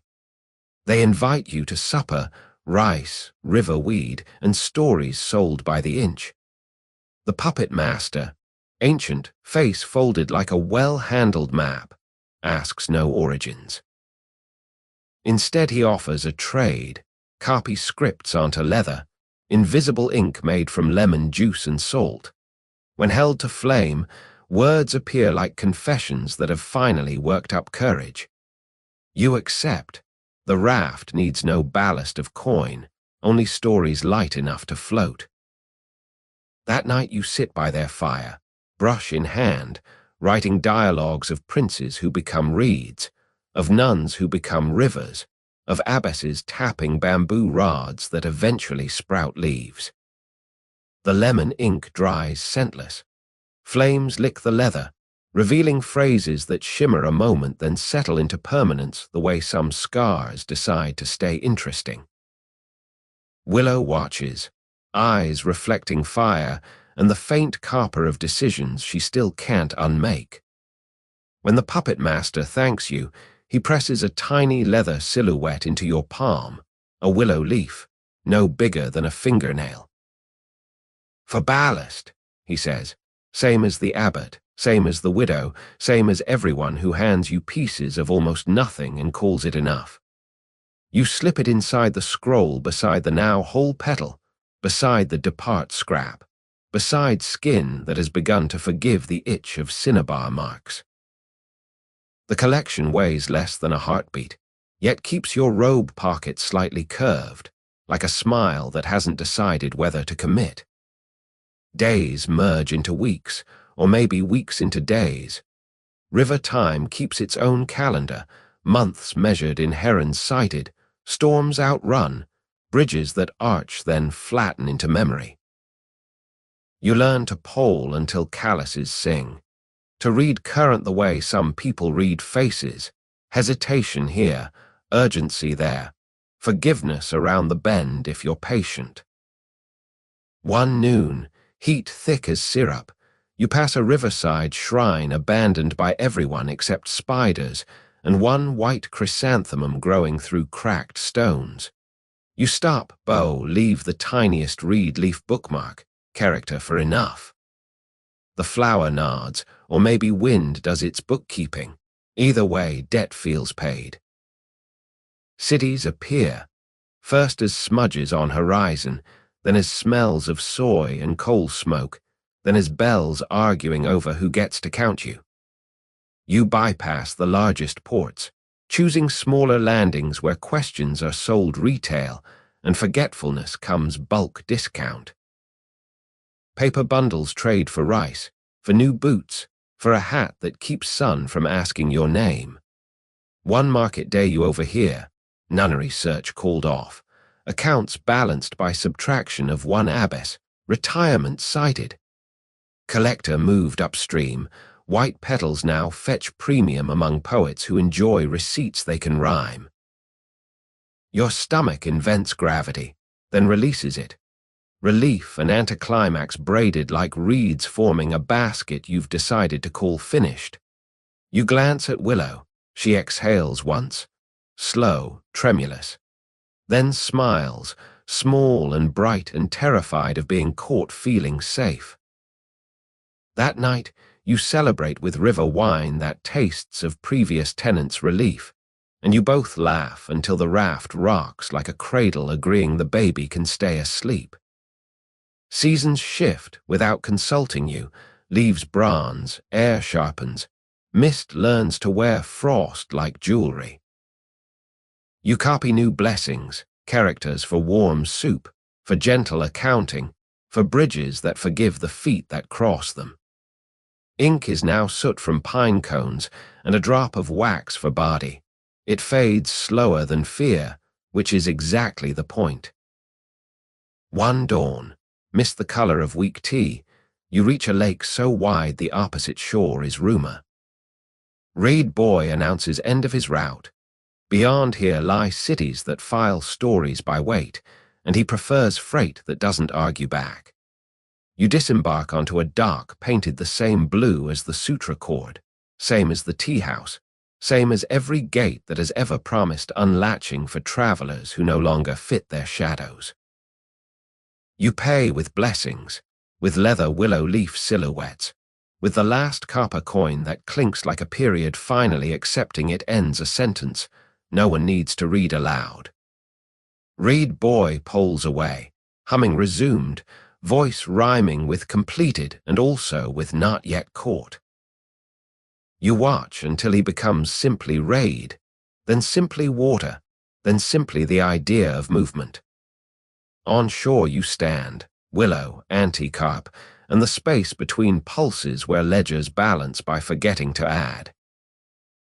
Ahead, a road climbs toward mountains rumored to house monasteries that accept paperwork in ashes, or cities that auction names to the highest tide, or maybe just a bridge whose arch feels like a yawn the mountain forgot to finish, trusting you to complete the sentence wherever the pause feels kindest. You inhale, taste lake and pine and the faint copper of decisions you still can't unmake, and decide. For now, that breath is enough, that direction is a form of blank paper, that somewhere bells are tolling, petals are floating, and a gate you once walked through is still unlatched, practicing patience, and so are you, walking, humming, becoming the space between pulse and pulse where stories finally balance by choosing not to count. The road climbs like a sentence that's decided commas are for cowards, straight, steep, breathless. You walk shoulder to shoulder with Willow, anti-carp a pace behind, cat who now has tail weaving figure eights around ankles that still remember raft wood. Pine scent settles in your lungs like incense that's forgotten how to be polite. Behind you, the lake shrinks to a silver coin someone flipped and never checked. Ahead, peaks negotiate with clouds about where sky officially begins. You count steps, 10 per breath, until numbers dissolve and breathing becomes the only ballast you trust. Mid-morning brings a plateau where mist lounges like a bureaucrat who's discovered no one audits clouds. A single inn squats beside the track, Wooden, scarred, roof tiled in black slices of midnight stacked by someone who trusts gravity more than you currently do. Smoke rises. The smell of rice wine and ginger drifts out, wrapping around hunger you thought you'd left downstream. Inside, the common room smells of previous tenants' goodbyes and pine logs attempting forgiveness. The innkeeper, ancient face folded like a map stored too long in humid pockets, offers tea, then a question sold retail, travelers or fugitives. You answer, monks seeking scripture, which is both and neither. He nods, uninterested in details heavier than wet paper. While tea steeps, you overhear. City downstream hosting festival of forgetting, burn last year's papers, debts, names. Magistrate offers booth where citizens trade identities for new ones, no questions above waist level. Your stomach invents gravity, then releases it, opportunity wearing the costume of temptation. Willow's eyebrow arches, micro-conversation that concludes, continue climbing or descend back towards cities that file stories by weight. You flip the copper coin. It rolls off the table, lands edge up against a table leg, and simply stands there, refusing major life decisions. You take it as consent to stay the night and decide tomorrow whether to become someone else again. Evening brings rice, pickles, and wine that tastes of previous tenants' relief. You eat, copy blessings onto paper napkins the innkeeper will burn for luck, characters for gentle accounting, for bridges that forgive feet, for soup that doesn't ask questions. Ink is soot from the fireplace mixed with tea, fades faster than guilt, which is exactly the point. Anti-cart bargains for rooms, two, adjacent, connected by a balcony where wind practices scales on loose tiles. You sleep to the sound of pine needles discussing theology in a dialect of hush. Dreams return, the abbess tapping bamboo, the platform drifting, petals multiplying into a field that blooms your name then burns like autumn deciding to get serious. You wake with the half petal and the depart scrap pressed into your cheek, temporary tattoos of forgetting. Dawn leaks apricot across mist. You dress, step onto the balcony, find Willow already there, eyes reflecting peaks that still haven't decided where they end and clouds begin. She hands you tea brewed from pine needles, taste of green and almost nothing, like drinking absence learning to be polite. Below, the innkeeper sweeps dust toward the road, gesture that feels like closing a book mid-sentence and trusting the road to finish it. You sip, exhale steam, and realize the decision has already been made. Climb. Cities can wait. Mountains have shorter memories and longer patience. You descend the stairs, pay with blessings, and the last copper coin that clinks like a period finally accepting it ends a paragraph. Outside, air sharpens, pine scent thickens, path steepens. You step and step and step, each footfall a syllable in a sentence the mountain is writing toward sky. Hours later, legs rehearsing for tomorrow's ache, you reach a ridge where the view behind flattens into watercolor, lake, river, cities you've bypassed, all shrinking into a line that eventually resembles simply horizon, indifferent and amused. Ahead, peaks negotiate with clouds about where memory officially ends. You pause, share water, share silence. Anti-carp produces dried fish and jokes about cats who follow tailless rumors uphill. You laugh, surprising yourself, sound like a page turning in a book you thought you'd closed. Willow smiles, small and bright, and no longer terrified of being caught feeling safe. Clouds gather, white, theatrical, promising punctuation you haven't agreed to. You continue, climbing into mist that tastes of snow, remembering it was once river. Breath comes short, then deep, then rhythmic like copying sutras only the mountain reads. Late afternoon brings a monastery gate, wooden, unvarnished, small enough to suggest humility rather than authority. A squat monk with eyebrows like discontinued paintbrushes admits you, eyes cataloging robes, calluses, likelihood of donation. You offer blessings. He accepts, gestures toward a guest dormitory built into cliffside like swallows' nests, same as the last one, different altitude. Inside, cells generous, stone walls, straw mats, windows framing cloud ocean. You're assigned adjacent rooms, willow, anti-carp, you connected by a narrow balcony where wind practices scales on loose tiles, same melody, higher key. Supper is rice, pickles, tea tasting of mountain snow and longer patience.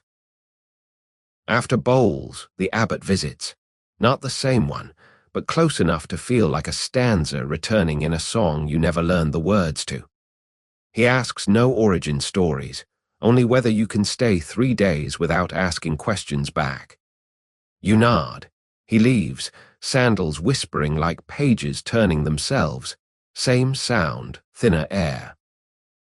Night deepens. You sit balcony, listening to wind and bells negotiate whose turn it is to keep watch. Above, stars arrange themselves into scattered receipts. You try not to collect them. Instead, you listen to mountain silence, to your own heart practicing slower punctuation beside another heartbeat that has agreed to share the rhythm, and decide. For now, that breath is enough. That altitude is a form of blank paper that somewhere downstream petals are still floating. Bells are still tolling, and a gate you once walked through is still unlatched, practicing patience, and so are you. Climbing, humming, becoming the space between pulse and pulse where stories finally balance by choosing not to count. 3 days pass like sheets drying in mountain wind, crisp, quick to forget they were ever wet. You copy sutras, grind pine soot ink, chant in a key that makes morning feel forgiven. Each character you write lands lighter, as if the mountain subtracts weight from every stroke that admits it doesn't know its own name. On the final dawn, mist the color of weak tea curls around balconies like a reader who's discovered every page is blank and decides to stay for the sequel. The abbot offers tea, then a small scroll. Your heart sutra copy, rolled tight, tied with the same blue cord that once tied the first one. Carry, he says, same instruction, thinner air. Ballast, not proof. You bow, throat full of snow and something saltier. You pack, the scroll, the half petal, the depart scrap, the leather willow leaf, the empty stamp that unlocks nothing. All ballast, all weightless. You leave the reed brown robe folded on the cart. Mountain laundry will adopt it, re-dye it in weather and patience. Reed gray replaces it. Natural color, no lining, seems empty of disguises. The mountain provides, the mountain forgets. Outside, willow waits, pack-shouldered, eyes reflecting peaks that still haven't decided where they end and sky begins. Anti-carp 2, new cat perched on pack like a sentry who has already decided this particular exile smells interesting. Together you descend the monastery steps, each footfall a syllable the mountain is writing towards sea level, trusting you to pronounce the pause. The path down is switchbacks practicing penitence. Knees negotiate, gravel skitters like small change someone has decided to donate to gravity. Behind, bells toll once, thin, distant, like a clerk stamping closed on a ledger that has finally agreed to balance by not adding. You don't look back. Looking back is a language the mountain has gently asked you to unlearn. Hours later, legs trembling like reeds after storm, you reach the inn from the climb up. The innkeeper sweeps dust toward the road. Same gesture, same trust in the road to finish the sentence. You pay with the last copper coin that clinks like a period agreeing to end the book. He nods, offers steamed buns for the journey. You accept, bow gratitude, step onto the road that has decided to become simply road, not uphill, not downhill, simply continuation. Below, plains unfold like a scroll someone has finally flattened enough to read. Cities glint distant as punctuation marks arguing about whose turn it is to end the paragraph. You choose neither. Follow a track that angles toward horizon, direction ambiguous as a pronoun that hasn't decided its antecedent. By dusk, you reach a crossroads marked by a single pine leaning like gossip that's found new listeners. A stone beside it bears fresh chisel marks, east/west/north/south. Choose or keep walking. You sit, share buns with willow and anti-carp, share silence that tastes of mountain snow and the faint copper of decisions you still can't unmake. You pull out the scroll, the petal, the scrap, the leaf, the stamp. Arrange them on the stone like offerings to a god who collects almost nothings and calls them enough. Wind rearranges them immediately. You let it. Willow places her half of depart beside your half, edges meet, fibers recognize each other, but the tear remains visible, a scar that has decided to stay interesting. She tears them again, smaller, until each piece is no larger than a fingernail moon. She hands you half, keeps half, swallows the rest with river water. Ritual so quiet it feels like breathing. You do the same. The petal follows, dry, weightless, tasting of lake and festival, and the moment you realized subtraction could be mercy. Then the leather leaf, then the stamp, then the scroll itself, torn into postage stamp pieces that flutter away like receipts that have decided not to demand payment. All gone. Ballast returned to air, to stomach, to wine that carries it toward cities, toward marshes, toward gates that may or may not stay unlatched. You sit empty-handed, feeling lighter than pages that have agreed to be blank, heavier than breath that has agreed to continue. Night settles, stars arranging themselves into scattered receipts you no longer collect. You lie on the grass, listen to wind practicing scales on pine needles, to your own heart practicing slower punctuation beside another heartbeat that has agreed to share the rhythm, and decide, for now, that breath is enough, that direction is a form of blank paper. That somewhere bells are still tolling, petals are still floating, and a gate you once walked through is still unlatched, practicing patience, and so are you, walking, humming, becoming the space between pulse and pulse where stories finally balance by choosing not to count. You close your eyes, taste mountain snow and the faint copper of decisions you have finally unmade, and let the road continue beneath your shoulder blades, writing its sentence toward horizon, trusting you to pronounce the pause wherever it feels kindest. The road continues, but your part in the story is gently closing. Feel your breath slow to the rhythm of the wind through pine. Each inhale a clean page, each exhale a finished line. The mountain hush leans closer, tucking noise into its pockets, letting the soft clack of distant bells fade until it's only a lullaby for clouds. Imagine the torn sutra pieces drifting like tiny rafts on night air, dissolving into moonlight before they touch the ground. Nothing remains to be balanced, no columns left to add. You are empty-handed, and that emptiness is the warmest blanket you've carried in weeks. Let your shoulders drop half an inch deeper. Let the cool of the grass kiss the back of your neck. Somewhere downstream a petal still floats, A bell still tolls. A gate still waits, but they no longer ask you to answer. You have walked out of the ledger. The river has agreed to remember for you. With every breath, the night grows heavier with calm, stars settle, reeds stop rustling, even the pine needles agree to pause mid-whisper. There is nothing left to do but breathe slower, softer, until breathing itself feels like drifting down a quiet corridor where every door is already open, every room lit by a single candle that never needs tending. If thoughts arrive, let them pass like lanterns on black water, pretty, distant, already moving on. You are safe, there is nothing left to sign, no receipt to keep. The story has balanced itself by choosing not to count.